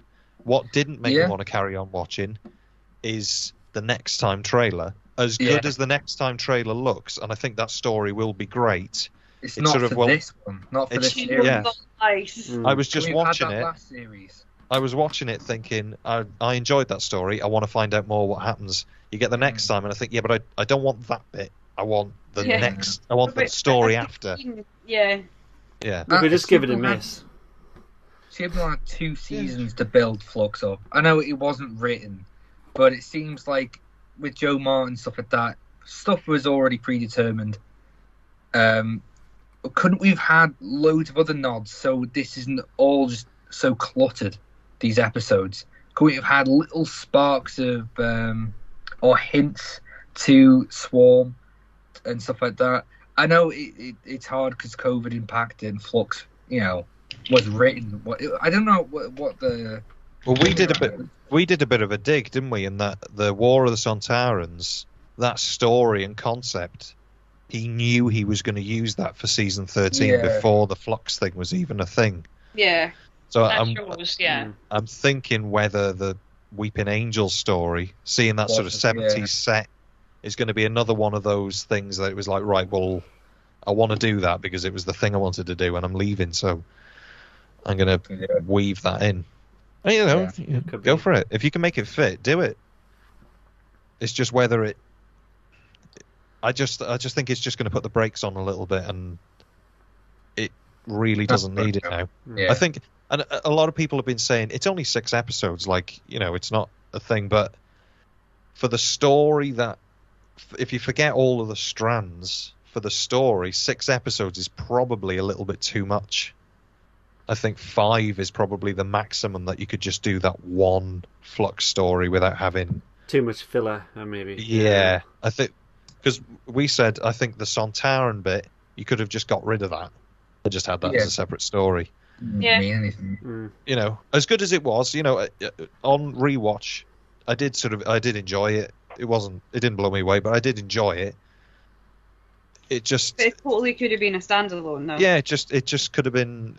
It's just we didn't need that. They could have really condensed the Flux thing and Azure and Storm and just had a 4-part big. You know, just. And that's fine, but just make it all about Dan or something. I don't know. It didn't have anything to do with anything apart from Sontarans, and it could have just been in season 8 or something. It didn't do anything. I knew specific to Flux. I just thought something was odd. I knew something was going to be a bit weird when they just put Mary Seacole on top of a hill. And I just thought that was a bit we had an issue with as well. Wasn't it? Just thought, said on you go, like. Yeah, it's just tacky. It's just we don't have to have a plot line for you, so you can sit there. Well, it's just, you know, a lot of people accuse it of sort of being woke and like bringing in these characters and things like that, but you've got a great character in Mary Seacole, and they know they've got a great character in Mary Seacole. So do something with her. Take her along with you. Absolutely, yeah. You know, make her a companion for a couple of stories. Don't put her on top of a hill with a notepad. You know, it's just... Oh, but she's famous for being good with a notepad. Yeah, because nobody else can write. You know. Never seen without a notepad. If they'd have used, you know, the soldier that was taking Jodie away from the parley, if they'd used him on the hill, that'd have been all right, because it's just a character that she's just said, can you just go and stand over there and just take notes of that? I'd have been all right with that. Set up a camera. It could have been like the sort of Star Trek red shirt. Like you're just sort of fairly dispensable now. You know, just sort of use her, but don't use like this main character that you've made a point of showing. Yeah. In the trailer of like Mary Seacole, like people knew she was going to be in it for a while because of I think something came up on IMDb, and then it got quickly removed that it sort of came up that she was going to be in it. So people were sort of, we're going to get Mary Seacole and she's a good actress and. Right. Just going to put her on a hill, are we? Just make her write the Sontarans. Oh, right, the Sontarans take a break. Okay. Yeah. You know, it just feels a bit... What's Chibnall's... God, what's Chibnall going to do with the Weeping Angel? That's what I'm scared of. Like same old stuff or something new? I hope he makes it good. I hope it's... I don't think that's scary anymore. I mean, that scene with Claire, well, maybe it was something to catch up with Claire, but in the Halloween Apocalypse, that was quite scary and creepy. I didn't get that vibe from the trailer for next week, though. What I quite like about them, sorry guys, what I quite like about them is the fact that we don't know a lot about them, and they just sort of pop up, creep up, do what they're going to do, and piss off, and I quite like that. It's not like a backstory, and they're not, you know, they've got that mystery about them. If like they are weird, so much more scary. But the more you start making them, like if they start getting them all friendly backstories and with motives and stuff. I think the only things. I think the only thing that'll save it is if they do the angels being good. I think the only benefit it will have is that it's one Weeping Angel that's turned good, because this thing that's happening is so bad. Yeah. But even the angels are that they've scared had of it. from. Yeah. I just hope it's the conversation of it even being turned good doesn't happen. I hope Yeah. because it's a statue and this Yeah. an enigmatic thing. And it's like it's animalistic almost. It's so But not even Yeah. turned good, but just that it's had to break its like programming, in but this just like instance, had to it break has the to- norm. Yeah, I hope it sort of survivalist thing. exactly, I hope it just sort of captures everybody and just brings them together and disappears. And that's enough for the Doctor to go, oh, Put them like, back. shit, it has to be bad. And I don't think it'd work if they used a Dalek or if they used a Cyberman. I think that'd be tacky. Yeah. I think it has to be something like the Angel, that it doesn't speak, Yeah. it doesn't have any sort of emotion, it's just this thing. And the Ood. Oh, we haven't seen the Ood yet, either, have we? I forgot about him. Oh no. I hope we're seeing all the monsters in Who history being pushed to survival now. We've seen it with the Daleks and Cyberman. Hopefully with the Weeping Angels. I hope that's what we're building to. Like this is the bad. This is the big bad. Oh, we're missing any big ones? I don't think of any. There was a bit of an implication that the flux was because of the Doctor, though. Did someone not say that in the second? Yeah, they did. I can't remember. I literally can't remember who or when. Was it was Swarm? It was definitely said that this is because of you. Yeah, and I was wondering if it was a sort of like, is this like when they put 11 in the Pandorica or something? You know, they were all going to be like, I don't know. They were going. They were all going to turn like an alliance, yeah. Or something. The thing is as well. We're halfway through now, and there's still so much speculation. There's going to be no answers next week, is there? No. I think they're wish saving there it all was. for a big whammy at the end, which is totally my worry, that there's just going to be so much thrown at you at the last minute. Like the type of children. Yeah. So I like the idea of it. On paper, it's a great idea to sort of keep that mystery, and then the last two, they just sort of and breathe, and here's all your answers. To get there's Yeah, that I think that's the problem, is that we just don't feel the flux is anything. We don't know who Azure is. We don't really know what the division are doing. Like, there's a lot of plates spinning, and it's like, if they're all at once, then it's going to be an overload. Do you know what I mean? Where if we can get little bits of it as we go, great. I want episode 6 to be just linear, like one story, one narrative, rather than like all over the place. I think would deserve that. Just a typical Well, I think conclusion. Just to settle us all back into. I think we've we have to assume that Azure is some sort of a Time Lord, because if he's been there since the dawn of time, and he obviously sort of regenerates. I'm not going to say that word again, but something happens to him. I think. Yeah. I know I had the idea that it was going to be a sort of Doctor, I am your father. I think that's so dangerous, though. The more I think about it, the less I think I don't think he'd dare. I know Chibnall does seem to like to press these buttons of sort of I don't think pissing off anyone fandom. would forgive him if that happened. He would never ever be able to go to a Comic-Con without getting shot. It would be like he'd be the JFK of Comic-Con. It just Wow. That's why I think he's rewriting it. He would. But yeah, it would be. I mean, it would be limiting, really. It's too much of a full stop. And then I think he's rewriting that whole timeline. Yeah. This is a different timeline. Joe Martin's actually the future, but it's the past. It's a completely different timeline from what we're used to, and it's separate from our universe. I think that's he's writing himself out the whole. Well, back when we reviewed Fugitive of the Jadoon, I did the podcast just assuming she was an alternate Doctor. I didn't even consider she was definitely a past Doctor, so I kind of misinterpreted that. Well, I'm guessing we sort of we have to believe now that the things the Master said were true. So Why? all of the sort of the division Yeah, sure. is sort of it's true now. Yeah, I that's suppose. Careful, Whereas careful, before- 'cause Matt's still. Oh, yeah. listening. I was about to say, if you're going into spoiler territory, I might go to bed. Yeah, you do need to get to bed. You're It's up 10 early. past midnight. Yeah, I would Yeah. also like to go to bed. Yeah. Yeah, same to be honest. Yeah. just call it a We night. got yeah, there's loads more to talk about next week, haven't we?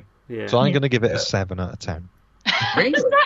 Wow, Yay! that took like 40 minutes to get there. So yeah, Yeah. that was the longest ramble of how to get to the score. So yeah, I went Yeah. 4, 5, 7. Yeah. The 7 is purely because of the swarm stuff. See, at 11:15, I was like, oh, they're reviewing it. I'll go to bed soon. It's been an hour. Outrageous. There was a moment where I was like, I haven't said anything for half an hour. I might go to bed. Do you reckon they'll know? Aye. So Right. yeah. Well, Right.